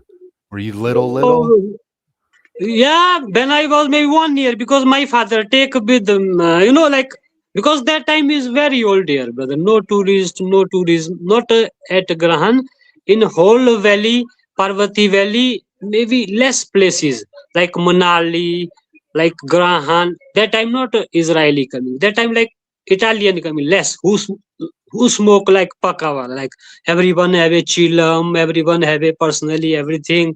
So I remember every morning my father take me like, you know, in one hand, then they always sit like this in front of me. I sit with them. Then I see always that time is different technique they use really. Now I Oh, myself possible I can use, but other people they never worry about like super cream or like super. They worry about only quantity, because everyone want money, but like me, so I want to try to best, yeah. And I so my age is 3 now, my age is 35 almost. So you think, so yeah. almost 32 years going, yeah, Wow. like this. And also, I'm sure this is more older. Like my grandfather, I'm sure they also try, but they don't know lot of styles. But I'm sure that time also. But this is more old. I'm sure maybe and 100 or 120 year. But my age, like 32 year, I almost every year I rub and smoke and see around plant and even grow myself. And this year soon actually I plan actually I have my place, so my place and my field is like lot of far from here. So first I wanna take their seeds, my tent, everything. So soon 3 4 days after I wanna go there, then live there maybe 15 days. So it's time to Like plant. It's time to plant yeah, seed very soon. also one side I worry about because almost 80% locals are growing here. Because why I late, I'm busy here. So it's good. I have idea. So now I wanna direct put their seed. Before what people do? First they digging, then few days wait, then after they put seeds. But myself this time I wanna try direct because I believe because direct also possible. I can grow their pak good wala, perfect wala, like other, like more better than other. I'm sure because this timing and when plant your half here in Okay. the local area, then I wanna go also there. Like I wanna give them time like 15 16 days, like cleaning, extra grass, not every day because this is local plant. So that time also when your plant almost ready. So this is my plan is now for this year. Yeah, this is Got it. the like yeah. Very Also I have, it's good, I have few sheep actually. Last year I use this other cow shit I use. This time I wanna use like sheep. yeah. Yeah. Sheep, Sheep. this, Yeah. I already Very good. this I use. And now I wanna see, few difference I know when you use cow shit and your this sheep. So your plant very early dry coming because I have no idea cow shit is less strong or this other is you know. Yes. Yeah. So this time I wanna try this. Yeah, I wanna see this. And if my plant dry coming, then I have idea there. I have there very near river. So one side I wanna take pipe there, big plastic pipe for water. Like for what? Then little humidity there. But this is like backup of idea I Yeah. have now. Everything okay, I'm sure. So That's like the this, brother. dream. Yeah. But Yeah, that's cool. yeah, It's cool to hear that you are experimenting. You're learning yourself which type of feed, which type of manure to give your plants to give you better yeah, quality yeah, charas because you only care about quality. You just want yeah, good, yeah, yeah, yeah, clean, yeah. Because good yeah, of char. course, brother. Because I never wanna sell or anything, but I wanna try to more like experience guy. Like now I know how can make like many kind of dev ice. I know, but Charas, this for me still I am in 30%, 40. I wanna like learn like 100%. Yeah. I'm sure there is a more ideas, more way. I'm sure, and different result coming. I'm sure this also possible. And it's pleasure to me. I share with you this because you know my feeling. I'm sure. But if I talk with some other guy, so this is not maybe important. Yeah. Because I No. see you, everyone. I see you guys. You are like I tell you, true farmer. Like you, like always do. Like you love this work. So it's Yes. good. I share with you also in future. Yeah, Yes. yeah, It's important. The work that you do in those hills could change something that we do way over here. It could change how we grow to get better resin from our plants. So it's important that um, you're experimenting and that we're sharing the information and we share with you, you share with us. That's community. That's where it all yeah, matters. yeah, yeah, yeah, yeah. It's Yeah. nice. And Yeah. It's very good. Yeah. we could learn a lot from you as well because we're also used to mostly growing indoors here, Yes, but the next question right? possible you can ask. No problem. Oh, he might not be Yeah. able to hear you, Damien. Okay. Yeah. Okay. But yeah, you were talking earlier about like your grandfather and stuff. So Yeah, maybe yeah, yeah. maybe like even do you know 50 years ago what did charas mean for them? Is it medicine? Was it for working and being strong? Oh, Was yeah, it yeah, yeah, yeah. Sure, spirit? sure, sure. Yeah, yeah. That time, brother, I'm sure that time they use for this like income sources. I'm sure. Also, that time they never make like huge quantity. I'm sure one family more than 10 tola, 15 tola, and how much sale maybe 20 rupee or maybe 2 rupees. I have no idea. Like 1 rupee. Now 1 tola is depending on quality 1500, 2000, 500.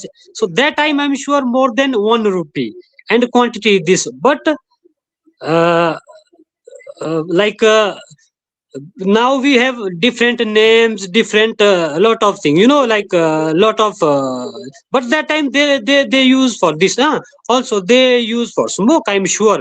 But more things they have no idea which plant is this and where this seeds coming, yeah, or Yeah. who, yeah, this I'm sure, yeah, yeah, yeah. So like this. But now what is the difference coming? Now people use, but some people make lot of, but I have no idea where they send or where what they do. But few people, few they use traditionally, like some people are here smoker, really they never wanna buy from other. They never like 10 tola they make, they make they smoke himself, like they use, like myself, I never wanna show government, yeah, I make 1 kg, I wanna sell this. No, personally I wanna, I use because I'm addict. So possible I can, I want like a whole day, sometimes 4 joint, 5 joint when I'm busy. But when I'm free, then I smoke more. Yeah. Yeah. So yeah, like this, brother. So Okay. I and one side I wish really government here government working for this, and maybe they give us small license. Then I what I wanna do. That's why I contacted with you. One side I wanna grow my plant, and one side also possible I can grow other other things also. Not only ganja, like Right. Yeah. Yeah. yeah, yeah, yeah. Tomatoes, peppers, Yeah, yeah, yeah, garlic, yeah, sure. And onions. Yeah. possible I make, I know how can make rope with this, because my father, they teach me really, like not only one kind of rope, lot of kind of ropes. But That's still, amazing. yeah, in future I have maybe more good quantity, then possible I can maybe wallet or your bags or like lot of things, small mat for your personal room, like anything possible. If this lot of thing together I show my government, I'm sure. But if I show them I wanna do this for business money, no, no, no, only for then this, then no possible. This I'm sure. I'm Yeah. sure. If Yeah. I like everything, then oh, yeah, this is good for local people. Because also still in Himachal, problem is local have no idea this is a medicine also. Yeah, they know medicine, but one side they have like insidely still 80% believe. But a lot of people put in Facebook, yeah, ganja is this, ganja is very good for this. But still local people have a also government have a problem. I don't know, they have few things to learn more, or maybe then after they say yeah, this is the legal. But soon Yeah. I'm sure. Yeah, yeah, yeah.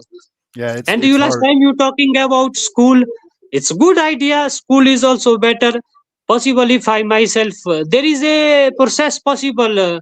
I make license, but I told you already there is a rules. I can sell only 3% where is a TSC label. If more, then it means illegal. It means you. I so like this. Also, what purpose man is here? Government want like medicine way, like Right. if yeah, yeah, yeah, if I have for example some tablet or some good ganja, if I say this is good for if some people is high, if I give them smoke, you can control your body, like anything. Like that Yeah. type, like main purpose is your medicine. I Yeah. want also in future, I want to show my government this not only use for smoke, yeah, it's okay, but more. possible you can use like medicine way. But this is I have no now still idea what plant is I want to like this more than me. Yeah. Yeah. Yeah, It's yeah, yeah, it's yeah, yeah. it's going to be hard with rules like that with the plant. We all know, we've talked about it. It's hard to control that number. But Yeah, yeah, yeah, yeah, yeah. if you're working with your government in good ways, they can kind of help you with that. They just won't let you sell certain and things. Yeah. one things I see online no possible I can make this license. I check myself. I wanna go some big officer in forest department or some big ranger. So there I wanna talk myself with document. So this is Mhm. the process I check myself last week. So it's good. And also one Indian friend, I have good friend. This guy say if you make Ravi Vaiji first guy, you make it's good. This is the good timing, because then after they wanna come in my place, because I wanna show them my legal property, legal document field. When they coming, I wanna show them this is my field. I wanna grow here, like what I wanna grow this. And also I wanna show them where I sell my this ganja, like pharmacy. I wanna show them this proof also. Then it's okay. Then I even possible I can sell seeds. I can do few things, lot of things possible I can, like freedom, like then no problem. Yeah, I can hide or this possible I Yeah. make then small shop also, like Yeah. so this is yeah. When it comes to your fields, do you notice anything that makes better plants or better resin or healthier plants versus sick ones or ones that don't do so well? Maybe like where they go in the garden, other plants that they're next to, or something like that. This yeah, I remember b too. Yeah, I more better possible, more better, because you remember our there is a I have plant lot of, you see that time. But Mhm. I'm sure what I wanna always I wanna grow that type I never grow still. But it's good. I there I see everywhere almost good plant coming every year I see. But still really I wanna do like your style. Still I still maybe this year I tell you my next year I wanna grow like I wanna like in one field, like distance I wanna give them like maybe 1 meter or 2 meter. This way nobody use, I'm sure here.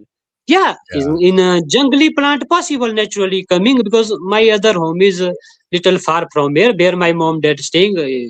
So there some plant coming naturally. They are coming like huge, like lot of huge. Also what is difference?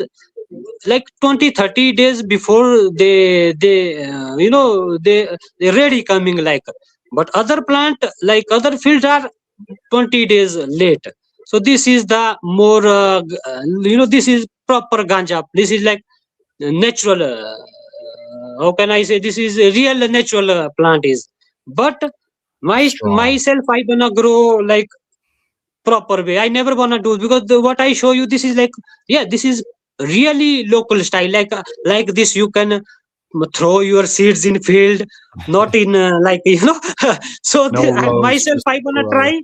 Yeah. Yeah, this is always my grandfather I say my so this time I wanna try also, like distance, and I wanna count my seeds how much field I have. So I wanna see what coming, or maybe huge plant, or maybe your flower coming more fluffy, this I'm sure difference coming, because why then they have like space to move also, for everyone proper feed Yeah. going, like I'm sure air also everything, like really they feel more like comfortable, I'm Yeah. sure.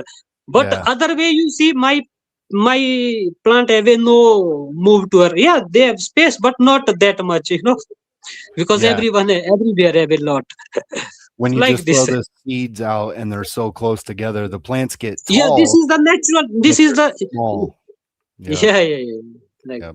And then it's a lot more work to cut them down because you've got a yeah, bunch it's of good. flower on 12 feet of stalk.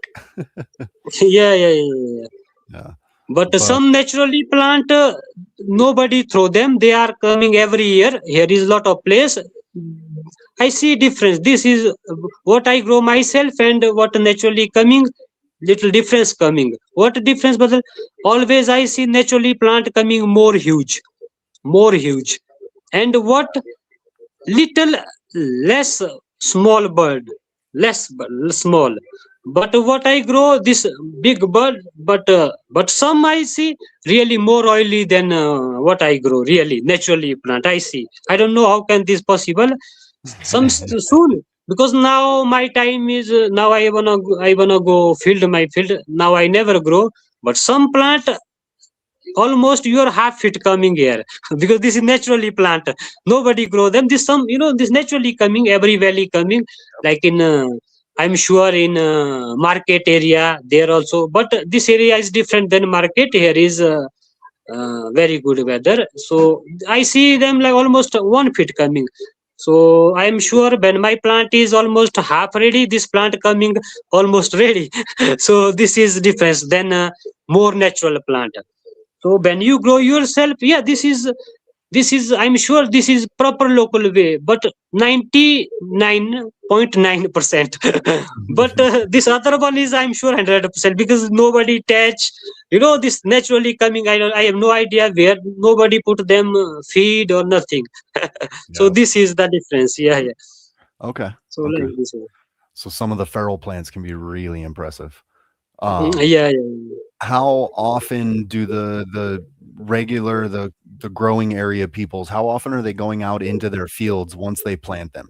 Or is it just plant the seed, let the ganja grow, and then go harvest charas? Or do they ever go visit their field? Do they go see, check on it, see how it goes? Yeah, yeah. I almost 50% people but traditional way is 3 time going.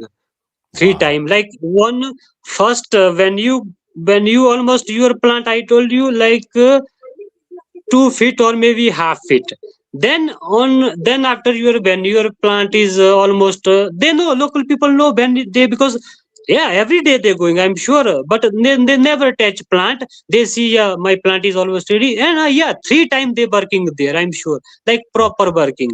This is Okay. like traditional way, but now some I have no idea who, but some people use for quantity. Quantity they wanna sell. They never care because some are not local in a whole valley. Some are come. They buy property here. Then like Yeah. this. But some local. This is that tradition. Myself, possible if you give them like 4 time timing, and what is different. And one side you put myself. I wanna try. I told you I never wanna throw next time like this. I plan myself. I wanna like less seeds I wanna grow there. Then I'm sure different this coming. So like this, brother. But traditional way I told you 3 time whole people going. This is very important, and also still people do. And I'm sure this year also they wanna do. Yeah, sometime when you're lot of rain coming, then sometime problem. Then you wanna try like 4 time because you have too lot of things to clean there because when rain coming always then I see lot of grass coming extra grass. So for this then people give them a lot of time because take time because by hand you want to take all grass. So this is the process is here. Yeah. So like this, yeah. Do any of the traditional people there make ropes or fabrics from ganja? Or is it Yeah, yeah, just yeah, they yes. buy Yeah, it? yeah, still possible, Still make. possible. Okay. Because uh, this rope is not only used for not for wood, for this how can I say you people use for your stone they bring from mountain medicine, so there they use this rope for holding yeah, Yeah, yeah, the yeah, bags, and bags. Yeah. also lot of things. But I tell you, it's a problem is you are there, but when you coming here, then I wanna show myself where I use it. Because this is like lot of useful, brother. Really, Yeah. this you use in home, this you use in mountain when you stucking in mountain. Sometime in with one rope you can survive. Really, I tell you. You can make bags. I tell, no, no, really, brother. That's This is amazing. very good things. Yeah, yeah, yeah. Yeah. and I'm sure you can make possible in future. You make a home also, but I have no idea how can make. I make blocks and this. If I have good material, I can make. If I if I try myself, 1 year take 2 year, but one day I'm sure I possible. I can make bricks. Yeah. Blocks. Then possible people now here nobody have a idea this na. So like Maybe so this is the clay and sand and then ganja. yeah, Fire. yeah, yeah, yeah, Yeah, yeah, yeah, yeah, yeah, yeah. that'd be Right, cool. right. And smoking is here traditional. This no stop. Nobody stop here. Like 1, 2. Because in Grahan, where my place here, not alcohol allow. This, but charas almost everyone smoke because this is traditional here. When somebody my guest or my local friends coming, I always prepare. I give them some joint. Yeah, make brother. This is the traditional here. But You took some very belly, good I care of told us. you, yeah, some belly they are not this tradition. Yeah, they are possible this thing, but there is a traditional is alcohol. There alcohol. Some belly alcohol also. Charas no allow some belly. They're different. So like this. But Grahan, my place, here is a traditional. Always want to join. You sit with your friends and talking. This is the also in future. This unstoppable. I'm sure. Yeah, yeah. But yeah. So some people who wanna really myself I feel like who wanna sell this like in legal way, this is not my problem. Yeah, I'm always support them who love this, who wanna smoke this, who wanna like your style. Yeah, this is the perfect way. This is the time actually, because here government, I told you already, here government they know people smoke charas, they know this is good or bad, but one side they wanna also, one side they know how much really how good is this. So this time they wanna use this like medicine way. That's why still government never allow your license like online also. I'm sure they working this. And a lot of people also already show them like they show them how can make a traditional dress. Also I almost 10 year before I see in Kulu men is here. Kulu places there is a what happening, there is a traditional local every local coming with local stuff. They show their what they make, then government support them. This is good, but this is Yeah. not high level. They do they only because still people have a no idea where they wanna sell or what they want to do, so like this. So if somebody coming and show them proper, I'm sure they really they wanna do this. They wanna government wanna give us license and this. And also one main thing is medicine. Here also one problem is slowly here young generation use very wrong drugs, one drugs like Yeah. heroin Heroin. and this. So one side government say heroin is more, this is not good, but charas is better than this. Few people make question there. And one side I feel like yeah, this is right. When you use really like normal way, so really you are a very nice guy coming, you can work possible, you can talk, you can live like human, like with everyone, like this is myself really brother. In whole life I smoke, I'm better than better coming every year, because I know how can use this, no problem, easily eat, easily walk, easy, I can do everything. Also in future I believe myself if I smoke this. But if I use other drug, I have no idea what can I gonna do. Yeah, it's good, but charas is, I told you, this is number one. Yeah. Yeah, but main things you wanna do this. But some people what to do, they smoke only one place they sitting, then whole day they smoke. This is not good idea. You can use this like with your work, what you Yes. love, this like sometime going field, sometime like you moving your body.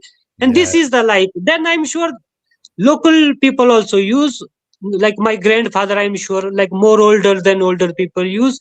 They Yep. live, I'm sure 100, like nothing to happening, I really. And Right. still also I see in future, like with charas I see lot of cases nothing to happening. Some people say here when you smoke charas you are a problem coming. But I 100% believe myself, if you use perfect way, Oh no, brother. This is like medicine, I'm sure. And if you have more idea, more experience possible, you can make maybe medicine or and lot of things. Not only you can use in smoke way, you can Lots of eat ways. gums and you can a lot of things powder or so Yep. like this in future possible like this. Yeah. Yeah. And the seeds too. The seeds are important for food. The Ah, seeds are yeah, like man, ice and tea. man is our is seed. Without seeds, nothing to happening. Seeds, we wanna save seeds, keep good seeds, and so like this is the yeah. And Yeah. one side, also people use for your foods. Food, Yes. you can make chutney. Wow, chutney! I love this chutney. Still, I have left a few days. What I do myself, I fried few seeds in a pan. Half fry, and these seeds you wanna crush in a mixery. You know what you have? This Grinder. Yeah. yeah. Few black pepper, and this you use in your pasta in the top. Garnish and in pizza top and taste. Wow, like soup. No, no, really, you try this and chutney. Chutney. How can make chutney? Direct you make. You wanna grind this proper. Put there your ginger and your chili. What things you like and your a lot of things. Then this is the chutney. Chutney you can use with rajma. That what like this. Yeah. And Yeah. also, what is good? One side what I have extra wastage coming always. This I give my sheep. I have sheep this waste things extra seeds extra leaves this I give my sheep winter time with the corn powder and lot of things this make them hot because winter are really Very cold. not yeah also Very it's good less people have a now sheep but who have a sheep they this is perfect things for them if you give them mix all lot of things then this is use for them like make them healthy also hot also it's good for them because if you, winter is 1.5 month is here very different when you give them proper food and proper things they are coming like healthy like looks like healthy otherwise they are like I see them I have still also sheep they are very sick coming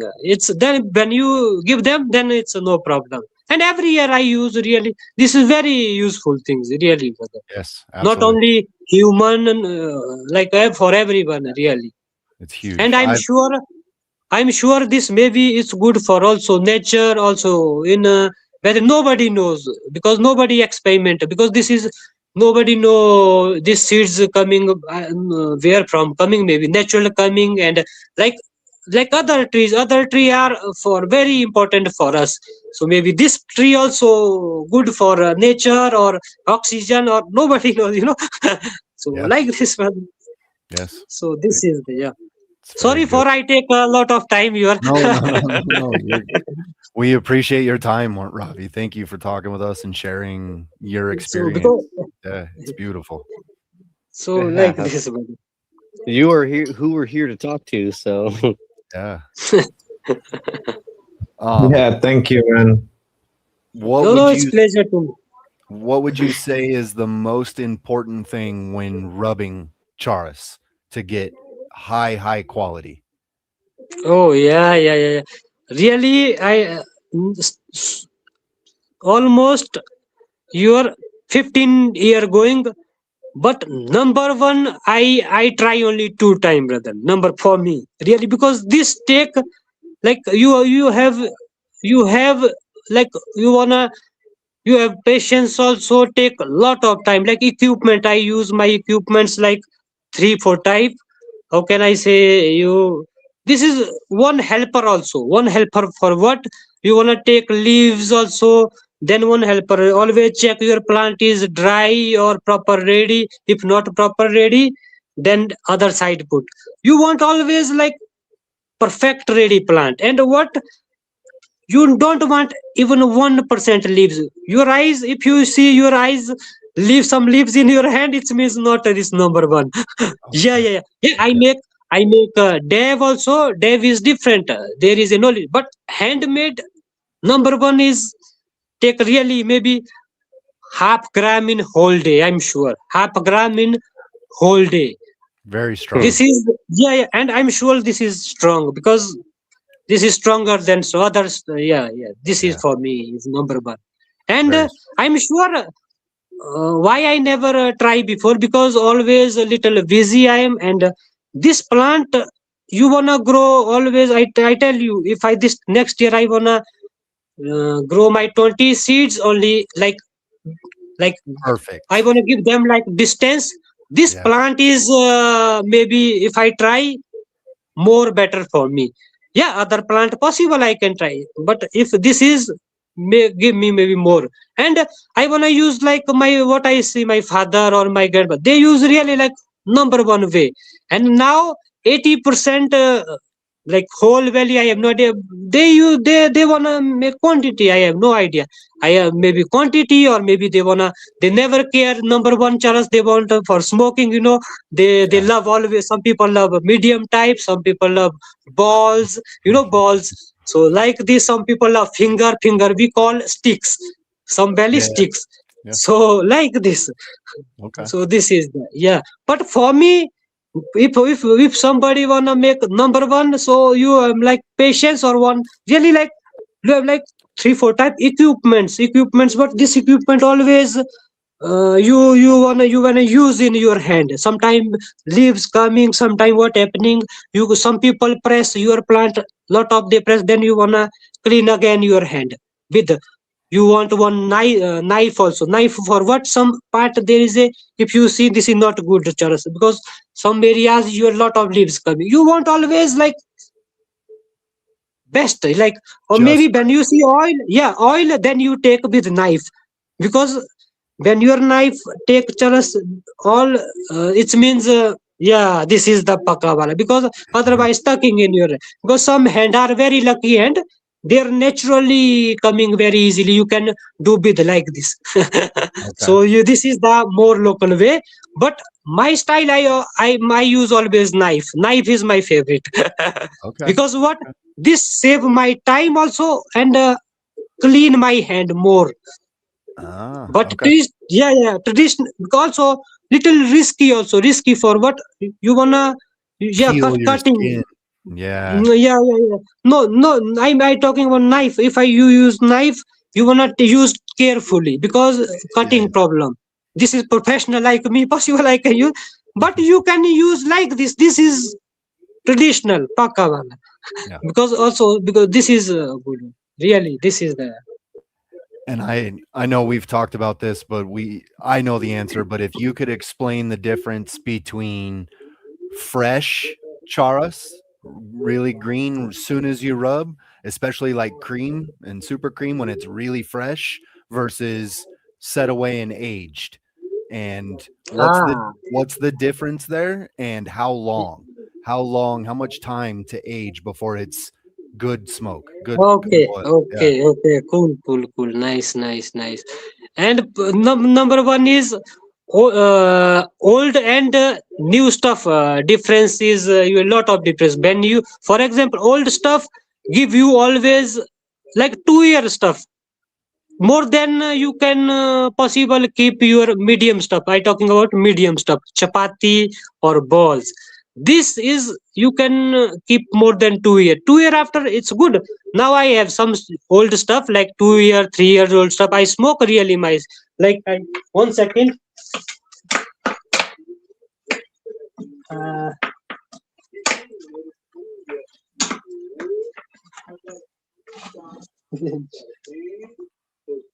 okay, I show you after. And one stuff I have 2 year old coming, and 2 year is the last year, because 2 year after your stuff is taste different coming. Okay. I'm sure because taste like different. Not this is good for smoke. You can feel nasha. You can feel, but real taste like ready taste. 1 year is the perfect. I'm sure. Like what I use style myself, because still I check some piece when I keep 1 year. This piece give you wow. This is perfect. but fresh stuff always little here I feel sometime, in my throat. Tingly. Yeah, also in nose. Yeah, this is. But some people never care. They smoke fresh also. But myself, I want perfect 1 year. More 1 year for me is perfect timing and perfect taste. Because really, when perfect ready, your old stuff really like when you have chapati and this, then you really this is like you can smoke whole life. Your throat like smooth coming, like nasha also like you feel like like not too much long, like you 1 hour 2.5 hour you can wow you can enjoy your joint like full power, no problem.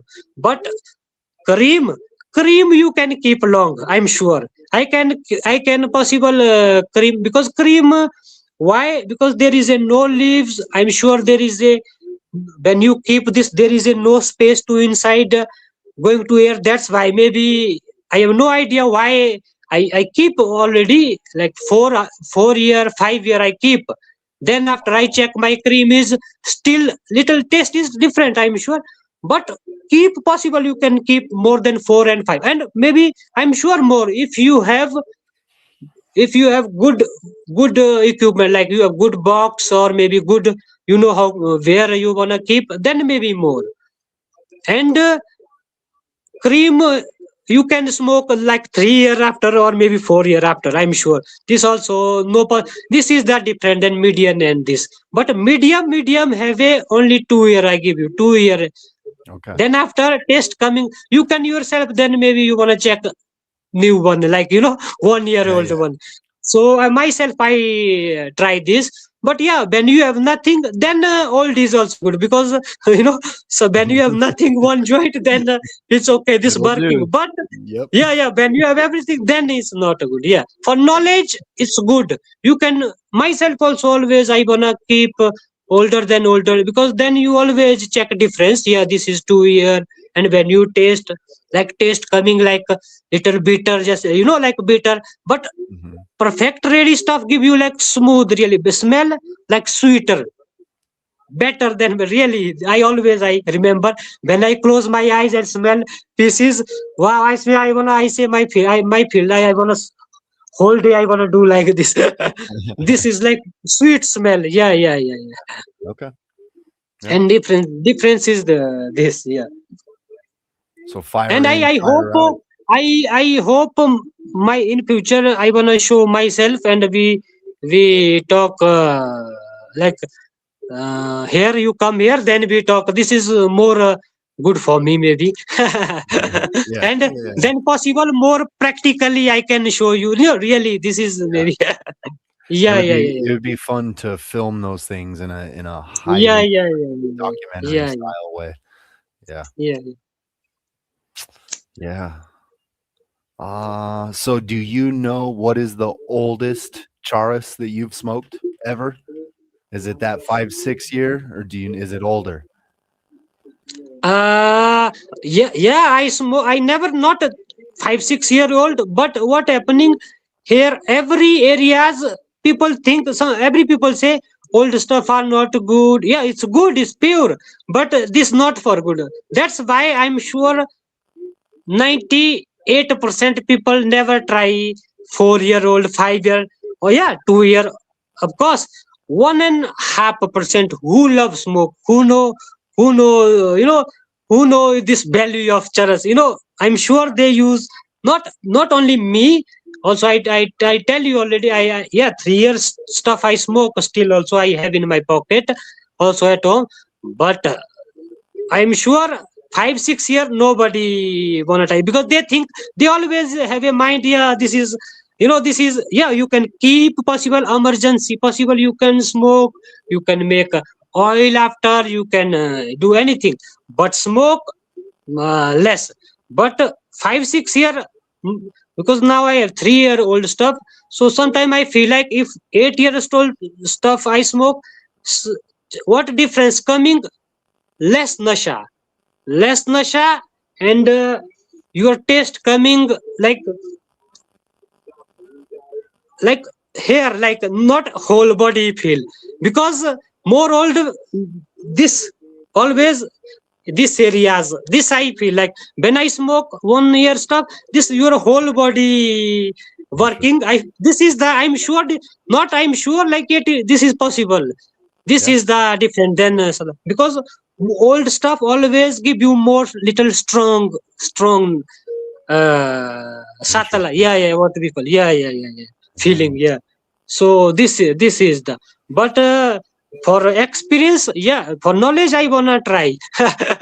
If some if because last 1 2 year if we continue this, so in future I wanna myself I wanna keep, because this good for knowledge. If you ask me, Ravi Bhaiji, 15 to 20 year stuff, what like what is test coming, so I wanna tell you. And because I have option this, because still a lot of people have left. If I this stuff keep and put in jar or put their date and everything, in future when we wanna see 10 20 year after, so for knowledge possible we can use, for medicine, or I have no idea, but so like this, brother. Do But do the traditional people ever use like old charas or maybe not good smoking charas for cooking to make foods, to make edibles for effects to where you still get body effect, you still feel high? uh yeah, less. You Okay. mean To eat charas, like cook in food. yeah, but some people never smoke, some people direct, some people put in chai some piece. I Ah, see. I have some friends like this. okay. Really, still, yeah. Some people, possible. Here is some holy festival, Shivratri. Shivratri. Yes. Shivratri is traditional festival. There only charas and milk, and this is like rice Wow. pudding.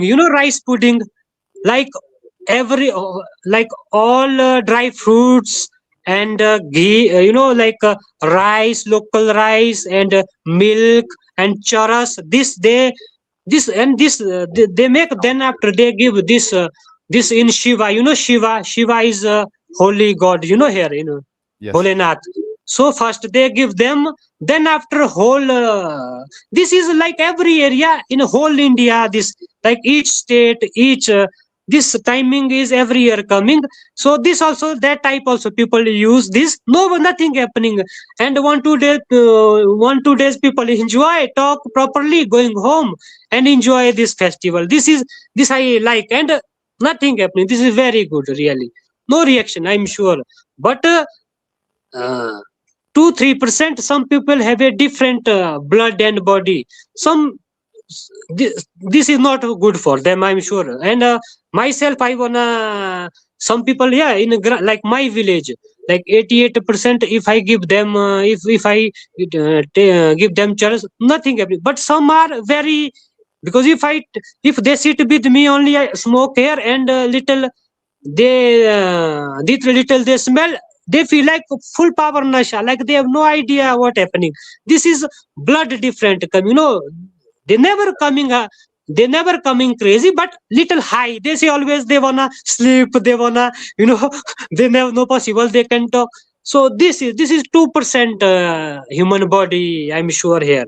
But 80% nothing happening. When you smoke more than what happening, you feel nasha and you direct going sleep, or maybe you bounding, like you can so like this. Very cool. No, it's Yeah, and yeah. and more important is, this is we wanna find this what plant. I mean, this is your, I think your work is this. You wanna try all plant, and which this which plant is good. Then I'm sure if I tell everyone, yeah, use this plant is good for smoker. Also, if you use grow this, so maybe slowly whole valley growing this. And when they smoke this, I'm sure now nobody know. Yeah, they're growing, but nobody know this plant is how much feeling going and how much high. So Yes. here is a lot of different. But in future, if they know this seed is good for a human, like for smoking, also for food, also for everything. So only one kind of seed I wanna grow. So like this. That's amazing. Yeah, yeah, yeah. Yeah. So That's one we time, were no, talking about that earlier. We just want it to be normal. We want ganja to be normal for everybody's yeah, life. yeah, yeah, yeah, yeah, yeah. Right. You say. Yeah. I don't know, Andy, Eloise, you guys got any more questions? Anybody in the chat want to throw some questions up for Ravi while we have him? I mean, you This is answered a lot of amazing. my questions. Cool. I hope I got most of them. Eloise gave us an Yeah. amazing question list to go through, and I think I got most of them. So Yeah, I like that. They were all really well. You know, I think the only questions we really didn't ask is, you know, how to get in contact and stuff like that. And I'm pretty sure, you know, we can figure out how to help anyone who wants to, you know, get out there to see them. yes, You know, because that's ultimately like that's the cream of the crop. There's you got to go there to really know, you know, and like I can experience bang here, you know, I can have Lassie here, but it's not going to be the same as it is back home or back there, you know. Yeah. So like I can have some charas here and it be good, but it's not going to be the same as it is there, you know. So Mm. have you traveled to places? I guess that's a question I could have for you. Have you traveled to places and found that there is somewhere that does comparable hash style, you know, to what you do at home? Ravi, did you ever travel somewhere that they make hash same like you do or similar? No. Yeah. Yeah, possible. But every hand are different. I'm 100% sure. But way is similar everywhere. Like if you go, you know, Alice, like Uch Dhar, like Tosh, ya Malana. So way is everyone have a same. Like you know, they rub like this. Like how can they take leaves and how can throw seeds? I told you already. Like same and different. What is now? Few people use market feed. You know, like urea. You know urea. So Yeah, like this fertilizer. is not good. Then your plant very early dry coming. This I 200% I learn. Then your plant have a life very less. Very short time your plant dry coming. Also, sometime what happening if you have not good environment there, good not good not good like humid like proper area, then more problem coming. So this but way is same like you know rubbing style. So charas of course difference. Every valley have a different taste and little and but rating I give 1 2 village. Always know this all maybe like 2 3 villages are because here is a very good environment because no car no nothing air are perfect also snow is here also like half everything is here perfect now going weather also almost help what people want weather this year really very nice weather here. So I'm sure there is weather also nature also cold is important also not a dry area like humidity like if they like this area I'm sure there is a better than better coming if you have more like good style or good way so more better sure but taste every valley have a different but more tasty for me like Arshol, Grahan, Malana. This is I because myself I have friends there. There also some people smoking. When you sit with them, they can always they share you the joint or chillum. When you taste them, this little different. Of course, everyone, but more flavorful. Only 3 village: Grahan, Arshol, Malana. Other valley, why not good stuff? There is a more hot or so more lower because there is a no cold because there is a no snow coming also not what here is tree around here like malana or shoal because this is highest area like you know yeah those of course you know Elvis Santosh, Parvati Valley. This also good, but there is a what difference? Less sun. But in here, like sun also perfect.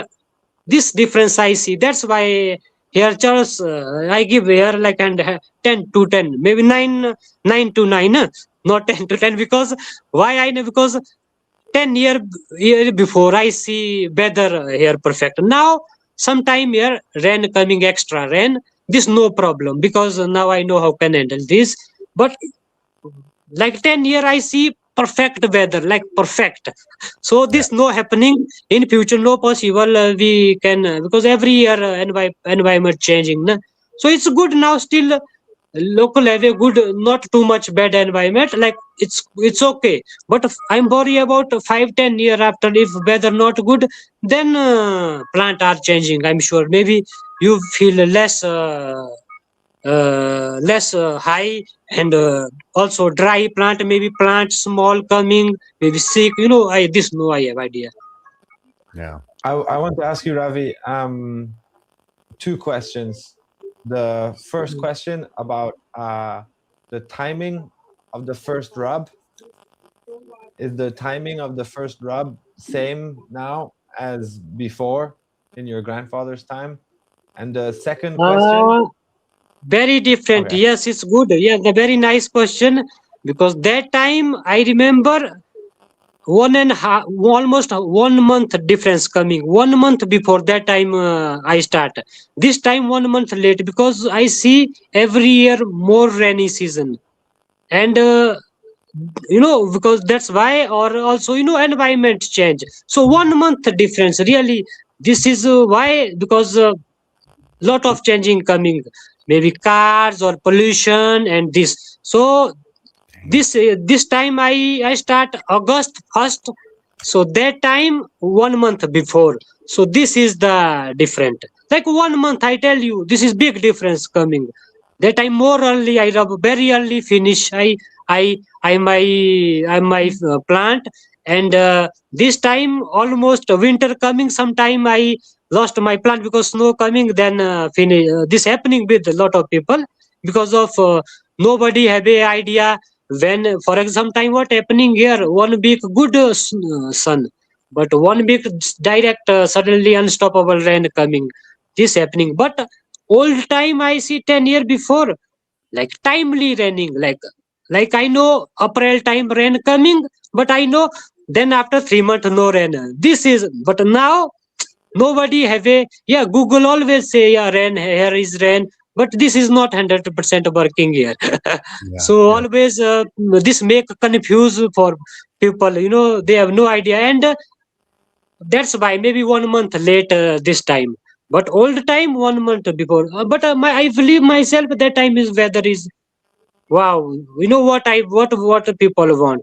That time also I see other thing like red beans is a traditional food. Like potatoes I see like lot. This time every year people say less coming, less coming. I don't know why they use different way or maybe they change.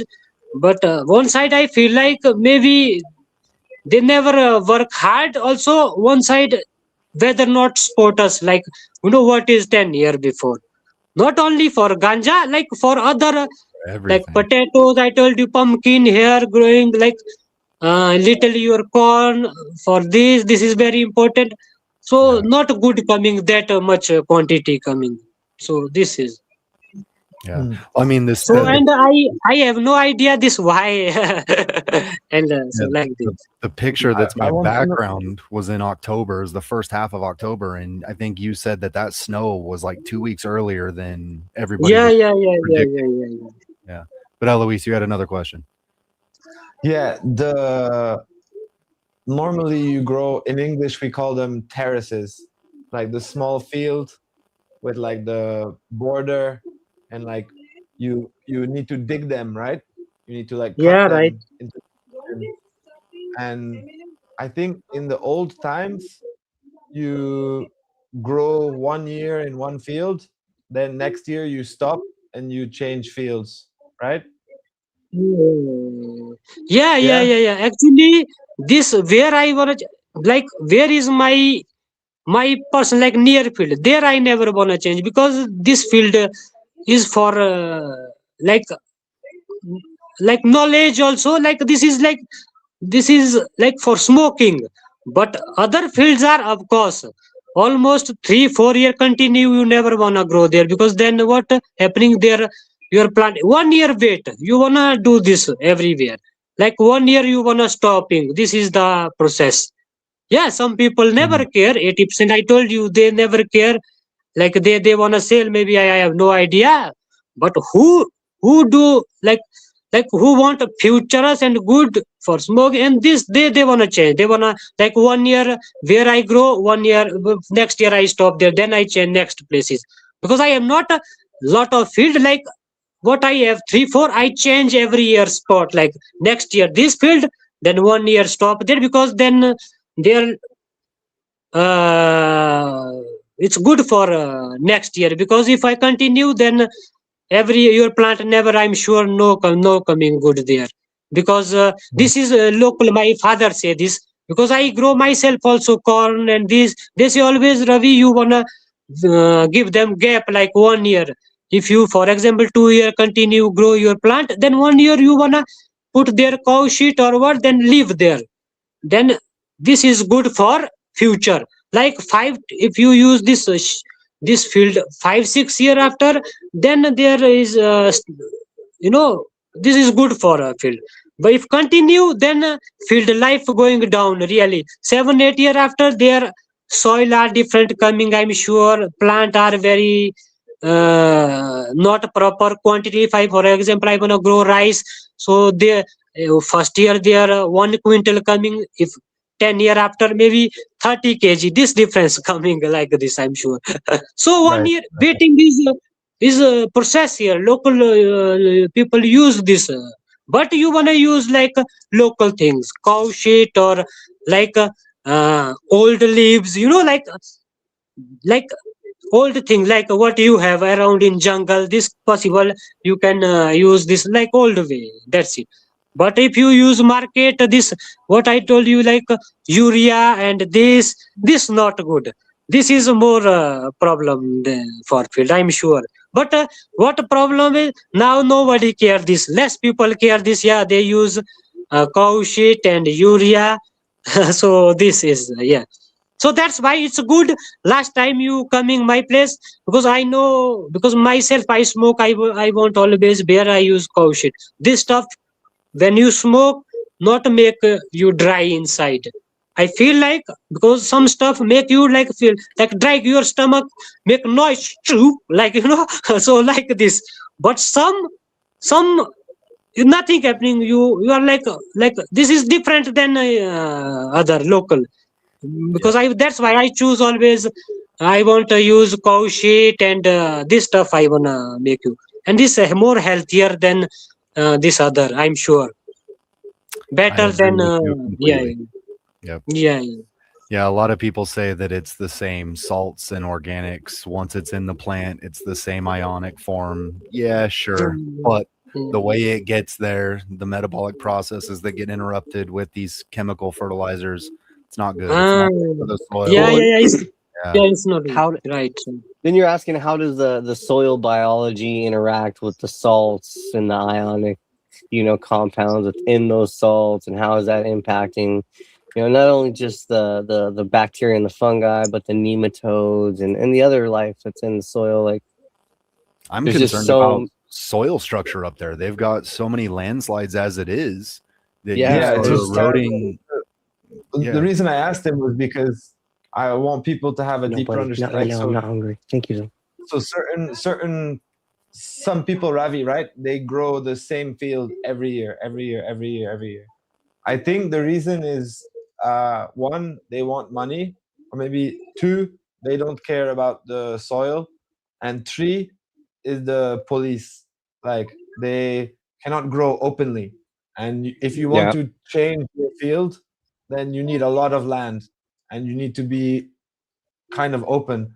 But when in some village, like in Rasol, something like that, so much police every year, and it's yeah, it's hard to care about There's just Yeah, other yeah, more yeah, yeah. important things to worry about. Yeah, because every year this, of course, this I see problem, because then no possible you give them 100% your plant, because they always, because how can possible. So this is yeah changing coming, but 2% who have a like safe land, or like good area, they know how can, but 80%, yeah, you say every year problem. That's why I say I wish here government make some rules, or they give us license. Then what happening? Then everyone grow like freedomly, like not for only charas, for seeds. I told you, for making other products, for their food products, for animals, for home, like then I'm sure. Then but now every year less people have a, like myself only. I see, like I sometime what happening, I sit with my plant like freedomly. Nobody can, because I know here is nobody coming. I have 4 plant, 5 plant, 10 plant, but some area are very near to police area. Also problem is, in Himachal, this is full power illegal here, illegal. Government always, government eyes is always also soon. Now they know growing time coming, and what they're doing now, before they send here, like every valley they send forest department and warn local area, you never grow, because this is a here very like risky also one side. So if risky, so nobody have a time to take care of, like this level, what you want or what we want. So this problem also coming. That's why maybe this plant not what we want, what you see and what we are thinking about. So myself also, or maybe you, maybe me, so we want to try to like freedomly, like we want to give them, like that's why 100% for this we want like freedom, like everyone wants Yeah. like freedom style, grow and easily going there, sit with plant, uh, like anything like this only then possible when government here make it legal. So this Yeah. legal only for smoke no possible here, here government making legal. I'm sure I'm right myself. But with the other things, they like, maybe they I'm sure. Yeah. And I wish I think also, I never want only, really I want to work for only for this more, really main is I want to in future, lot of young generation coming, next generation, I want, they want to know about also medicine, how can use for food, how can, because next time is very hard coming. Then I never wanna they know only for smoke, how can smoke, what they, only medium stuff. I wanna they know like how can use for this stuff for survive also. I tell you, how can make ropes, you can make also little food in future if something happening in Himachal or in other area. So you have some equipments yourself, like emergency. This is like, this is we have like free equipments, mother nature give us. So now we have money, it's okay, we can buy anything, but in future we use this for medicine or also other. So I'm sure Yep. lot of I never wanna talk. Really, this is my, and I Yeah. hope, really I wish here government give us license. Maybe myself I try to find some way, or I make maybe license one side, maybe you try to, so not this year, I'm sure very early we can find some solution. Or maybe I I hope find so. myself, don't worry. Because in future I'm free, because now almost I'm this year, next year I have no other work, because I wanna put one manager and some special guy, then I'm free, because I wanna make also here God what say here, traditional God, here God say you follow traditional rule. Because now what happening, every local area, they they want easy life, because they have money, they orders and everything coming at home. But here God say, if you forget local way, like cow, sheep, how can you grow your everything, maybe it's problem for in future. Here God say this is 100%. I see this, not me, like here traditional, where is a temple, there is a some traditional guy sitting always. They have like energy, like you are every place is. So so myself, so here I have God in here in village. So myself, I wanna do myself. Then I promise myself last year. I say I wanna my 70%. I never care hotels. I never care market. I wanna get 70%. I wanna go field and growing. Not only this, I wanna grow chara. I wanna grow the rice. I wanna grow red beans. I wanna grow lot of things. And it's good. Future, really, future is very dangerous. I'm sure 10 year after here, nobody know what happening. For why? Because here is very small land area here, not a big area for field. For growing, you can grow rice. You have small field. If you if you continue local way, then possible you can survive. If you stop 5 6 year, then problem coming suddenly. How can grow you direct 40 kg rice? And but old people, they use less place, but they use whole year this food. Mhm. And they have no worry about going market, bring rice or this. But last 6 7 year, that's why here God worry about. Yeah, here God see, oh, local are never going field. And slowly traditional coming changing, like market system. So myself also, I wanna go in, give 70% in farming, and this I wanna do really better. And this is the 100%. I love this, and this make me happy. And this, if I do this, I'm sure my relative, my friends, they want to also do this. And I'm sure whole valley, I hope. Noble man, Ravi. That's awesome. That's You're a noble man. yeah. Oh man. I was Any wondering more questions? about the forest department because I know that in some villages, because of the because of the police, they need to go into the forest to some secret places to cut some trees to make new fields. And if the government make the growing charas legal, then the farmers, they don't need to cut the forest Yeah, for yeah, yeah, trees. yeah, yeah, yeah, yeah, yeah. It's a very good question you say. I'm sure now what happening, forest police, why they make illegal. Some people also scare about police, or this is also illegal, and then they find safe place. Not you have only document land. This only in forest. Then they cut other tree also. This is not good. You say right. When they give us license, I never wanted myself also. I never before also really I never cut myself my whole life even one big tree for ganja plant. Also soon also I never wanna do. But some are because India is a big, also Himachal is a big, nobody know. Some people do maybe this. So for this, if they give us license, then I wanna do this where I have document land. I never wanna do. Maybe everyone wanna do this. Also, what if they give us license? I'm sure they wanna give us maybe some amount also. Yeah, you grow maybe 100 plant and give us seeds and this. So like few amount. So this also good.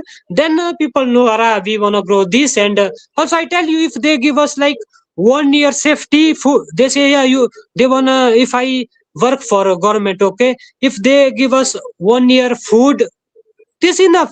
I never want nothing anymore. If they say okay, Ravi Bhaiji, you take 1 year rice, you use everything food, you give them your food. I never want for anything from them. I want to give them everything. What I grow, seeds they want, okay. What I grow, okay. But one side, it's enough for me. It's also good. Also, if they never want to give us food or anything, also then I want a license. Then my style Yeah. I wanna do. I wanna make products. I wanna help government. Okay, you sell, you give me some profit, or maybe anything like so like this maybe. but yeah, this very scary, and this year more strict coming every year. This is big problem like this coming. Hmm. Did you see any news about drone? That the police using the drone to catch the, because in Tripura, Yeah, in in West Bengal, in in they use no, this drone. I already watching in my place lot, because this not every year they do. Sometime when they have like strict action, then possible. For example, this year, sometime 3 4 year after. Already I see 6 year before they going mountain. They take their drone camera, lot of things. Then government know everything, because government know everywhere what happening, but they never wanna do like strong way. They know the local are not doing like that level business. This is but one side, because I told you all are not honest. For example, if 100 people, 80% people are doing for food, but 20% people they never care people, they want to send just for money. So these people not good for other, so government think whole are not good. Mhm. So like this, some people I'm sure they maybe make more than 2 tola, but good for smoking. But it's same like you make 1 kg, like same. you know but but if a government allow this, then it's good, then no, yeah, it's good.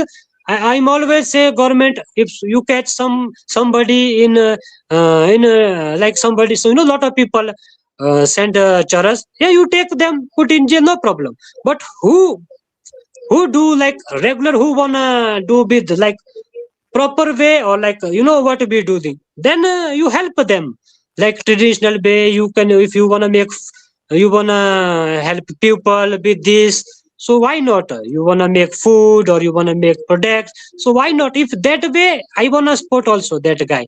But if you only making charas, send Delhi or send anywhere for money, this is not good.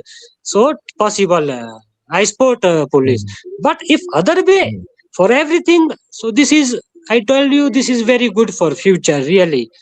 Not only for mm, smoking, this is normal, because smoking, this is traditional. Nobody wanna possible stop this.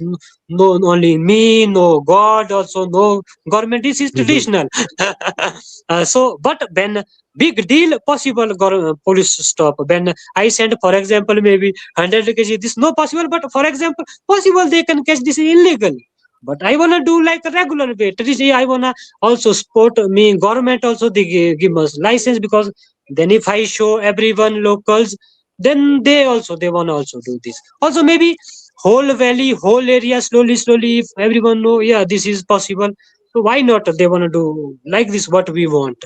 Also, this is good. mm. Yeah, Yeah, yeah. yeah, yeah. I think we've all Now talked the, about. Go ahead. sorry, Ryan. No, you're fine. Now in Tripura, in the eastern side of India, for those of you who aren't familiar with it, there's some big police action where they are cutting huge fields. We're talking Plant. uh, And 5,000 I acres. one things I wanna tell you guys. In down area, I'm sure every year more strict than here, because Mm, now technology also coming. Also, what every year I told you, in future also here, but more than down area they wanna do this. Not only Tripura, I'm sure maybe Uttarakhand, maybe slowly there also. Maybe you see in news in now. I wanna tell you yeah, a few days after, maybe yeah. you watching yourself. Like in lot of areas they will also, they every year they do this. But this valley is very small valley, na. Here also I'm sure no very less amount people are growing. They never wanna Mm, grow that much. But some area down part city area are very huge. Yeah, of course there is a good, not good environment, but area, when you think about area, they have like huge area, like they have like more than a lot of valley here. Parvati valley is not like maybe 100,000 true. feet, but they have like a lot of Yeah, 1,000 feet. yeah, yeah, yeah, Yeah, yeah, so yeah, like yeah, this. yeah. So this But so possible there. I wanted to say And that the local community there, the woman, because they all Yeah. of the many of the men go to the jail, go to prison, right? And Yeah, yeah, so yeah. a lot of the women now they cannot feed themselves because their husband is in jail, and the police. But the women they also growing ganja, right? So the police Uh, come again to cut the fields, and the women were fighting with the police. Like whole village was fighting uh, with the police because they say like we are not mafia. Like we just want to eat. We just want to feed ourselves. Like yeah, yeah, yeah. something like. Okay, Mm. yeah, yeah, yeah, brother. Actually, so this I mean this is same here, same like here. If they wanna, if they catch my field or anyone have it, so they wanna do same really, brother, because rules are same. But one side, this is that's why I wanna, I don't know why they never, one side they know whole valley, whole area they do this. Why not they put whole people are jail? So this is more better. One side they know and one side they just do this. That's why I want some solution, or maybe government support us, or maybe they find some good solution. They want to give us Mm. license not only for me or whole valley, like Tripura, what you talking about, maybe other valley. So this I always think about. And here I have no idea who working for the, so I'm 1 2 year after, I'm sure somebody wanna do, working for the for license. Otherwise this every year happening, I'm sure this illegal people growing, they never care. Once one few month government wanna make strict action, some time, less, because this time they know growing time coming, now they want to do. Then 6 5 like 6 8 9 month they never want to do. When next year coming, every year they want to do this. And this is problem for local also. And slowly what happening, they want to stop this is more problem for locals in future, because whole life they never want to going jail really, because they some old or poor people have no time to fight with police, or you talking about some lot of old lot of poor people have no time to eat food because husband in jail. So this is, like this. So I hope government give us license. Mm. This I always do this. Or maybe for example, I have no idea, maybe you, if you have power, maybe you have to some idea to do this, and maybe make with deal with the Indian government, or so you show them you have some good idea, you can make this, so then possible. Or maybe myself I want to do, then maybe I think possible. Or you. maybe, yeah. And I think you also, yourself you can do, but we can help you. yeah, so like this. And also I'm sure not only me, already few people working on this, they always fight with the government. They show always this is not only smoking for Ghana, this is possible, you can use other purpose. So I have lot of screenshot. When they put this post, always I save my in my post, because this for me knowledgeful, for it's good. So I see there lot of people working on this, maybe very good people, like long time they, and still also they have not government never give them answer back, this is legal or now not. But slowly, that's why myself I want to try. I hope if I show them this is, you can use like not only one way, this is like all way you can use for, like sir, like medicine, food, or everything. Then I'm sure maybe not a big license. I never want to like big license. I wanna grow like whole valley. Yeah, if You you just give me want only for freedom. two plant or 3 10 plant, I never care. I wanna do this like freedom style. Like I wanna like sit with my plant, timely do this. Like everyone want maybe. So if myself I wanna do this, I never care 50 plant, because I never care. I wanna sell, I make good money. But I want for knowledge. I wanna maybe make. I wanna learn how can make products, or different seeds, or maybe different. This I wanna learn. You know. So this is the And think I we hope government do this. I think we've talked about the perfect model being people like Ravi and local people and traditional people doing exactly like that. They want to just do it freely and allow tourism. People come see the process of it and see the environment of it. And then just like we were talking about earlier, Ravi, you said every little valley, even in close area to each other, every little valley has a different taste and a slightly different effect, the way it makes you feel. And it's all about because of where it's at and the people that are working the plants. So the perfect model is to come see you guys do it, come taste those flavors, and then also hopefully at some point, once it gets normalized there, that we can have an export model as well, to where it's like, oh no, I've been to Grahan, India. I know exactly that's the charas that I want. Can I get 2 tolas shipped to my house? And then a pack of seeds to go with it or something like that. I think we're all in agreement that we're perfectly willing to be open and transparent. We want to put everything out on the table and say this is what we want to do, but it's been hard because anybody that's ever done that in the past has had the hammer dropped on them. And also one thing I learned what one side always in future also I have no idea. Also I have page also. We wanna show here government we can support always also like medicine purpose also. Yeah, okay. This is plant, okay.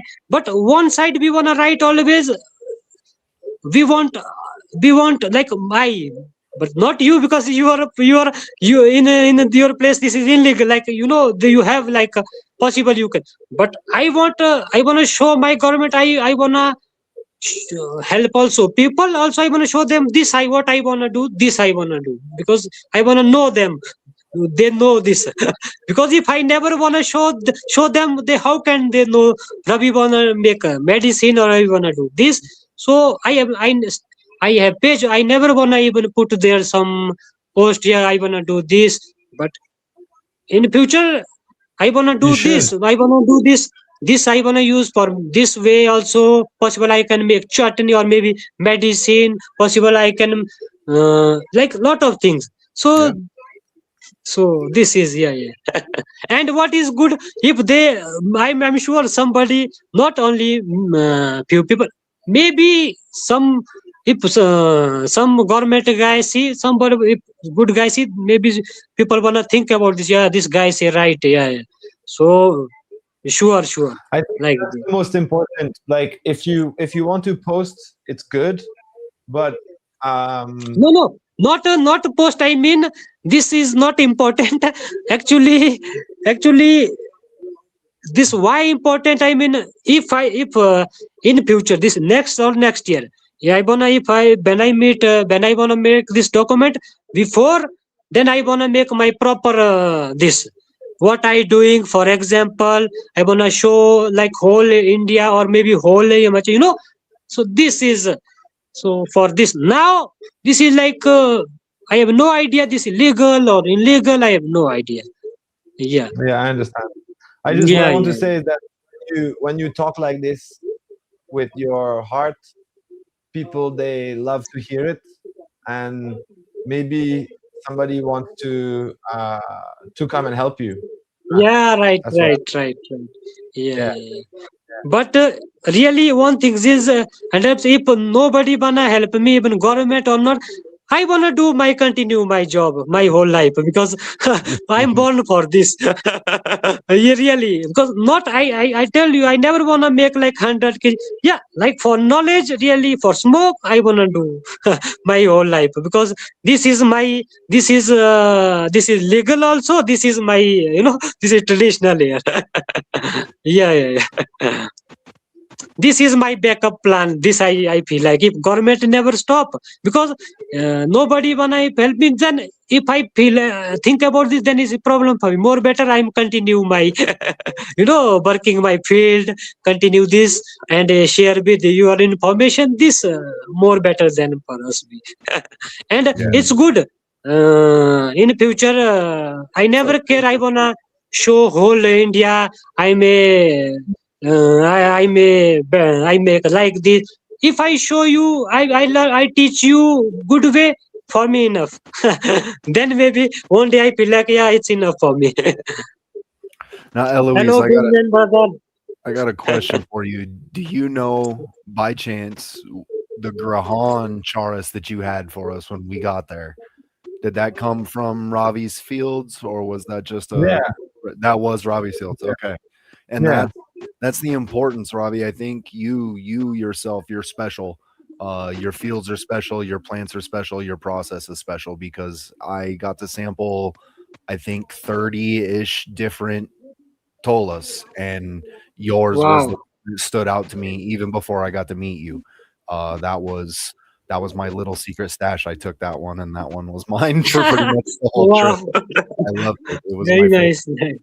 And I think that's important, because just because it was my favorite doesn't mean it'll be everybody's favorite, but everybody will have a favorite within all those beautiful locations that are within Himachal Pradesh, and that are within Mm, Morocco, and are within Pakistan, and are within Thailand. And that's important, big time important. But yeah, nice. you've got something special, so let's, whatever I can do or anybody else that's watching can do to help, to give you your freedom to continue your expression and your art and your love in this craft for ganja. I'm in. So Mm. thank you. Oh, Thank it's a really it's a really pleasure to me. Thank you. Actually, thank you for what you always inspire me.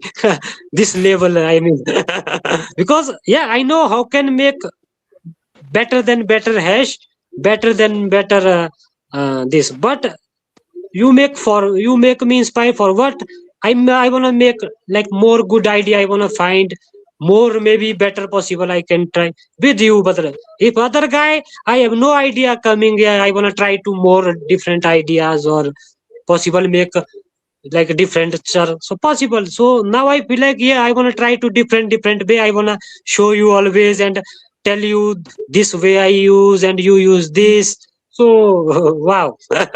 And this for me really very, I and love it. thank you.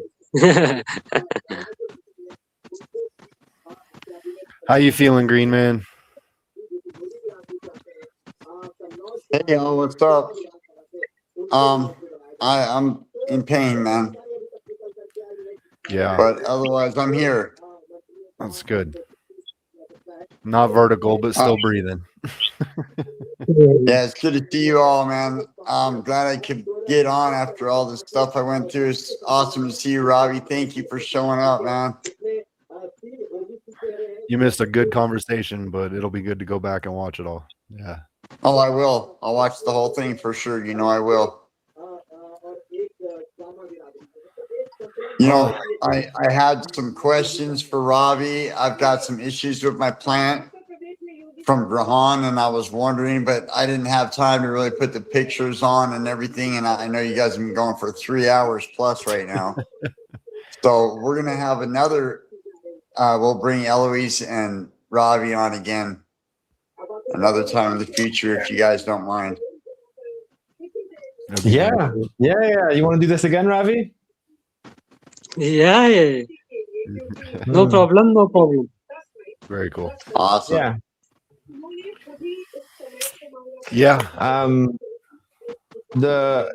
Yeah. Green Man was saying that he has some problem with his plants from Grahan. Okay, Maybe nice. Tell me. you can come on. Maybe you can come on video here and help him with his problem. Yeah. And which seed, brother, grow there? From which valley? From Grahan, from your seed. Like my field, huh? Hmm. Okay, Yeah, okay. I have What coming? Dry have coming or what happening with plant? I have a plant. I have a couple of them that the top of the plant it's growing all weird and curled down like this, and the leaves are all I never crinkling hear a in. voice actually.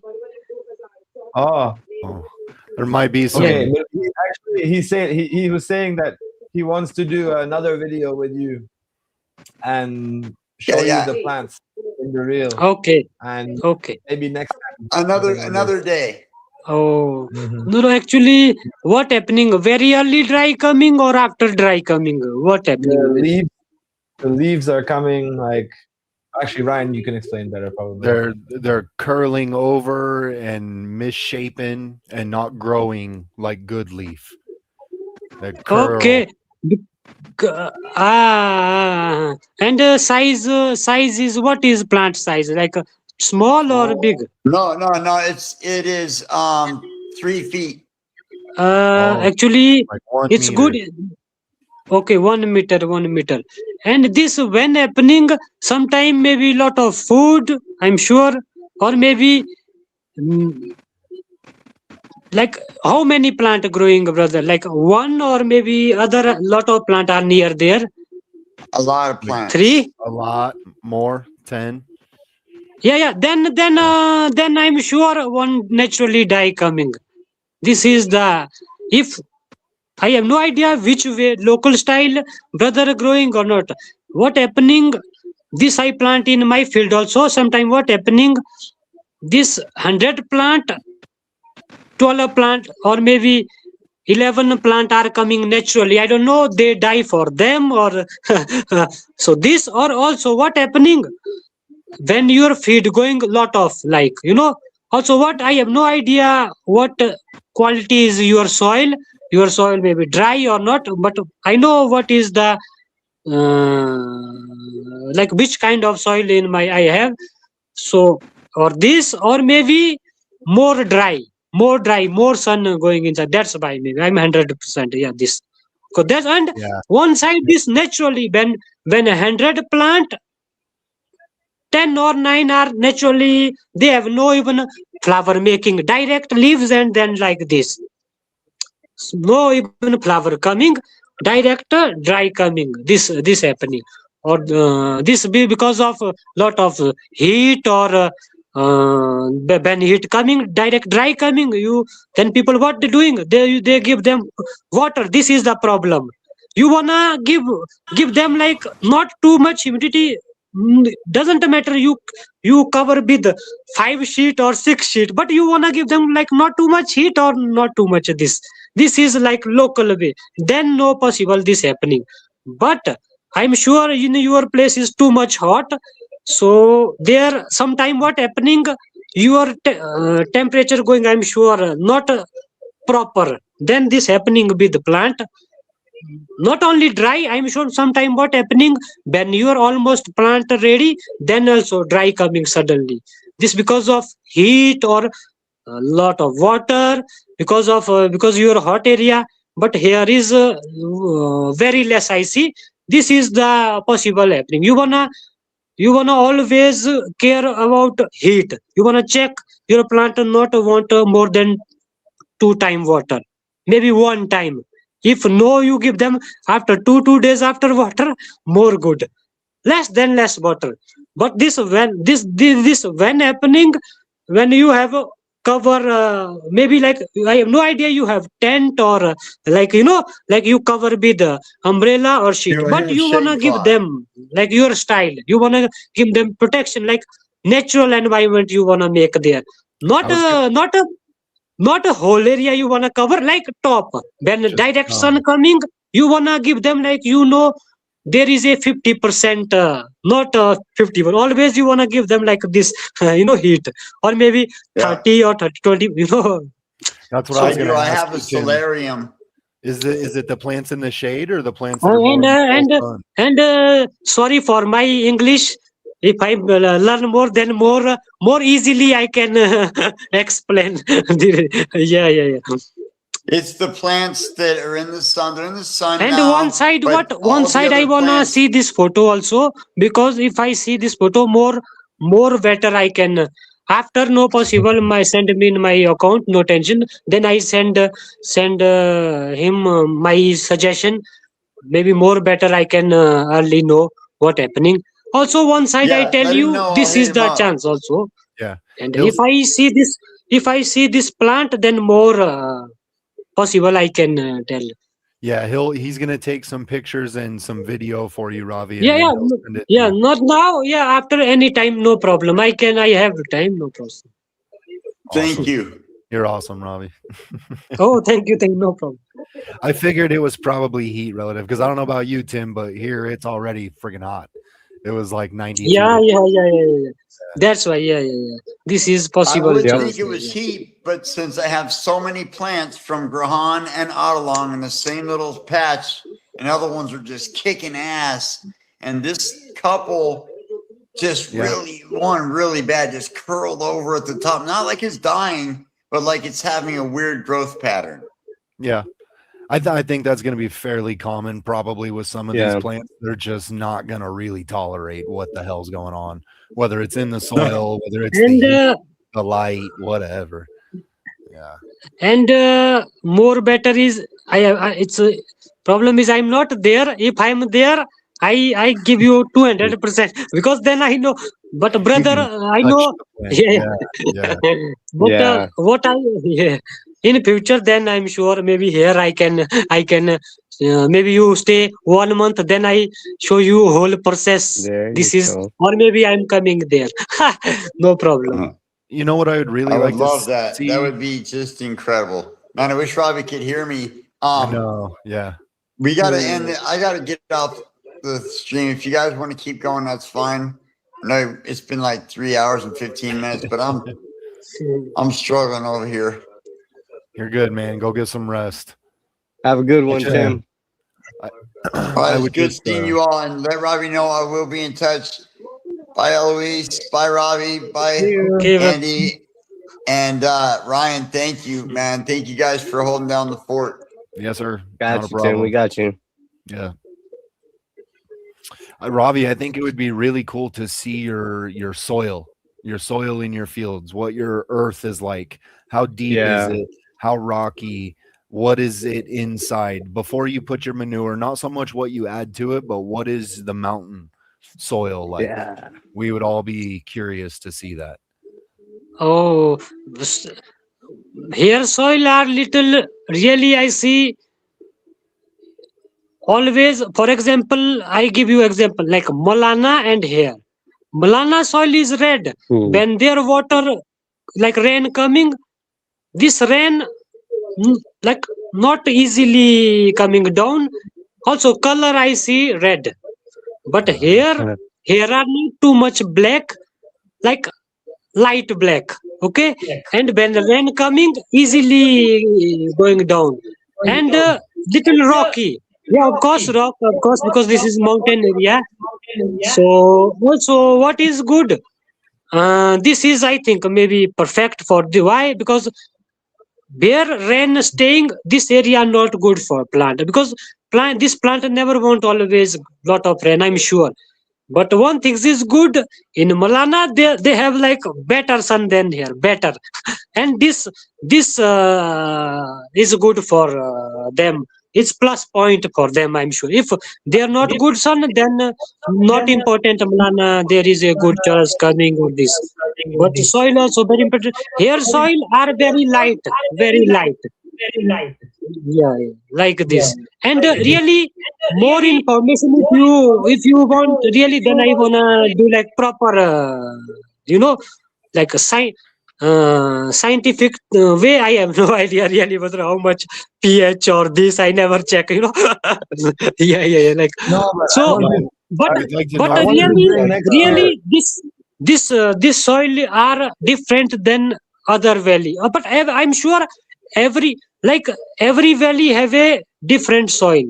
This Yes. is my this I give you like 98% 8. So Yeah. if you keep in if you take from everywhere few soil and keep this, so I'm sure this is the different. Little Yeah. similar where like I have some village very near in Grahan. Here some village are very near.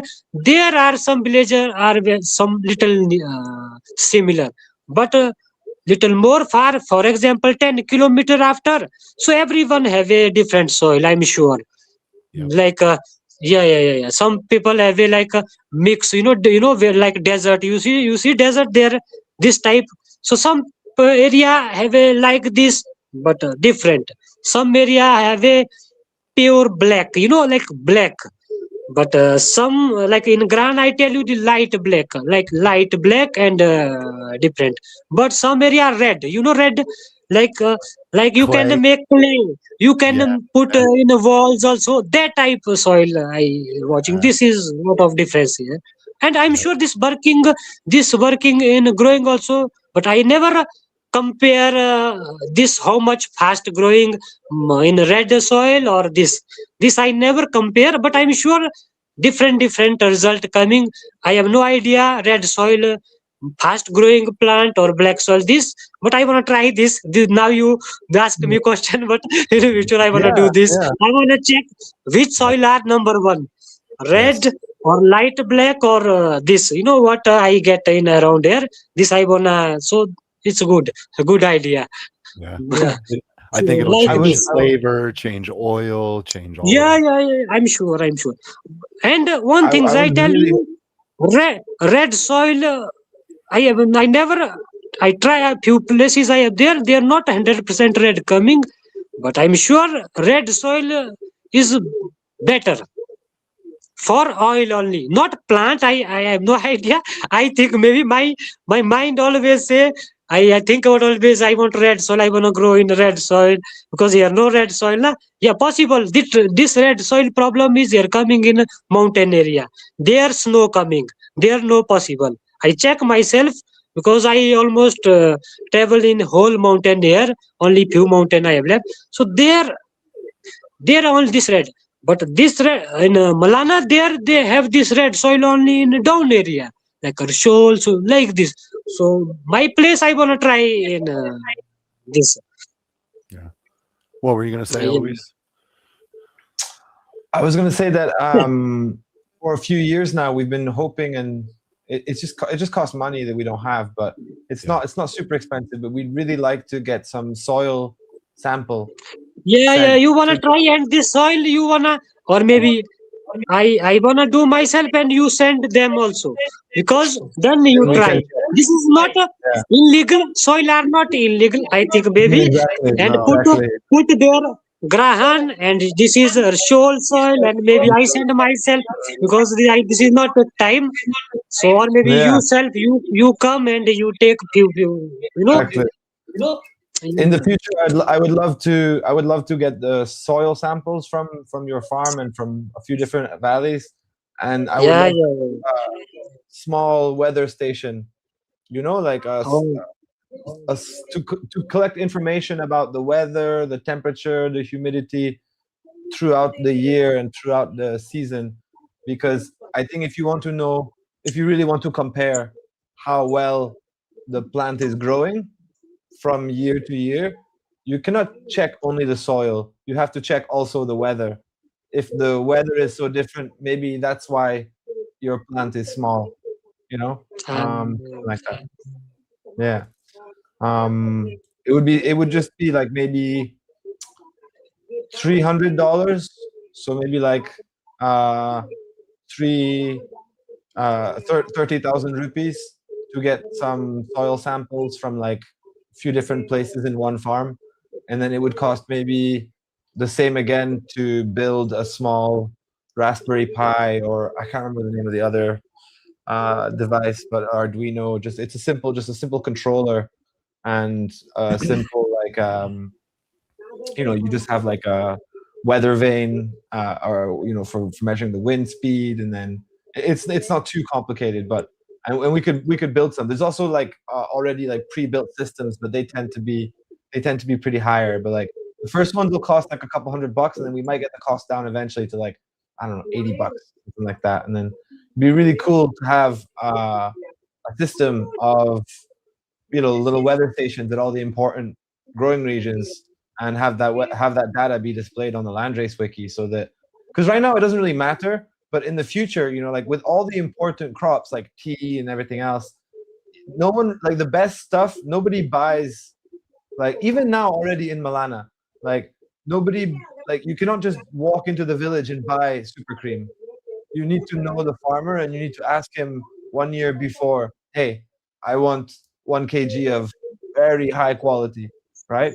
And it's the same with tea, it's the same with wine, it's the same with like all these things. Like you nobody buys at the farm on that year. They buy 1 year before, 2 years before, and so they need to like gamble.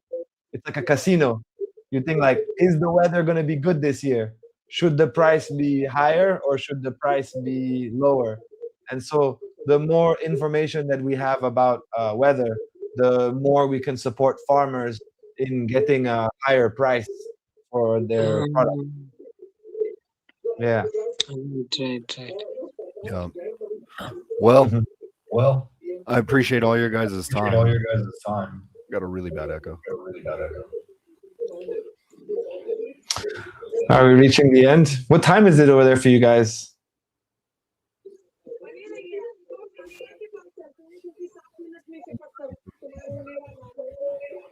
Oh, Okay, can you hear me? Can you hear me? Yeah. For me, it's 9:30. 9:30. Oh, This one wants to go to bed, so I'm gonna have to say goodbye, you guys. I appreciate you. Thank you guys. Thank you so much for your time, Ravi, Eloise. Oh, thank you. Yeah, hey Ravi, it'll be exciting to see you on again for sure. We appreciate Yeah. you. Also, Eloise, brother, man, after this, you. anytime you wanna help, you send me just message, no problem. So any Definitely. information personally also, no problem. This is really no problem. Pleasure to me, and thank you. Right on with that, you guys. Thank you guys all for watching, and thank you guys all for coming on. We appreciate you. Ryan, close us out. Thank you, everybody in the chat. Thank you for spending so much time with us. Most of you guys have hung out pretty much this entire time, and that's fucking awesome. So, yes, let's keep talking about herb in good ways and keep spreading it around the planet. nice. I just discovered where the chat is for the first time since we started doing these podcasts. I just seen the chat list now. I didn't realize I could see it here, so I look forward to talking with you guys next time. Right on. Heck yeah. I'll have a great night, guys. We'll see y'all later. Okay. Ciao. Thank you all.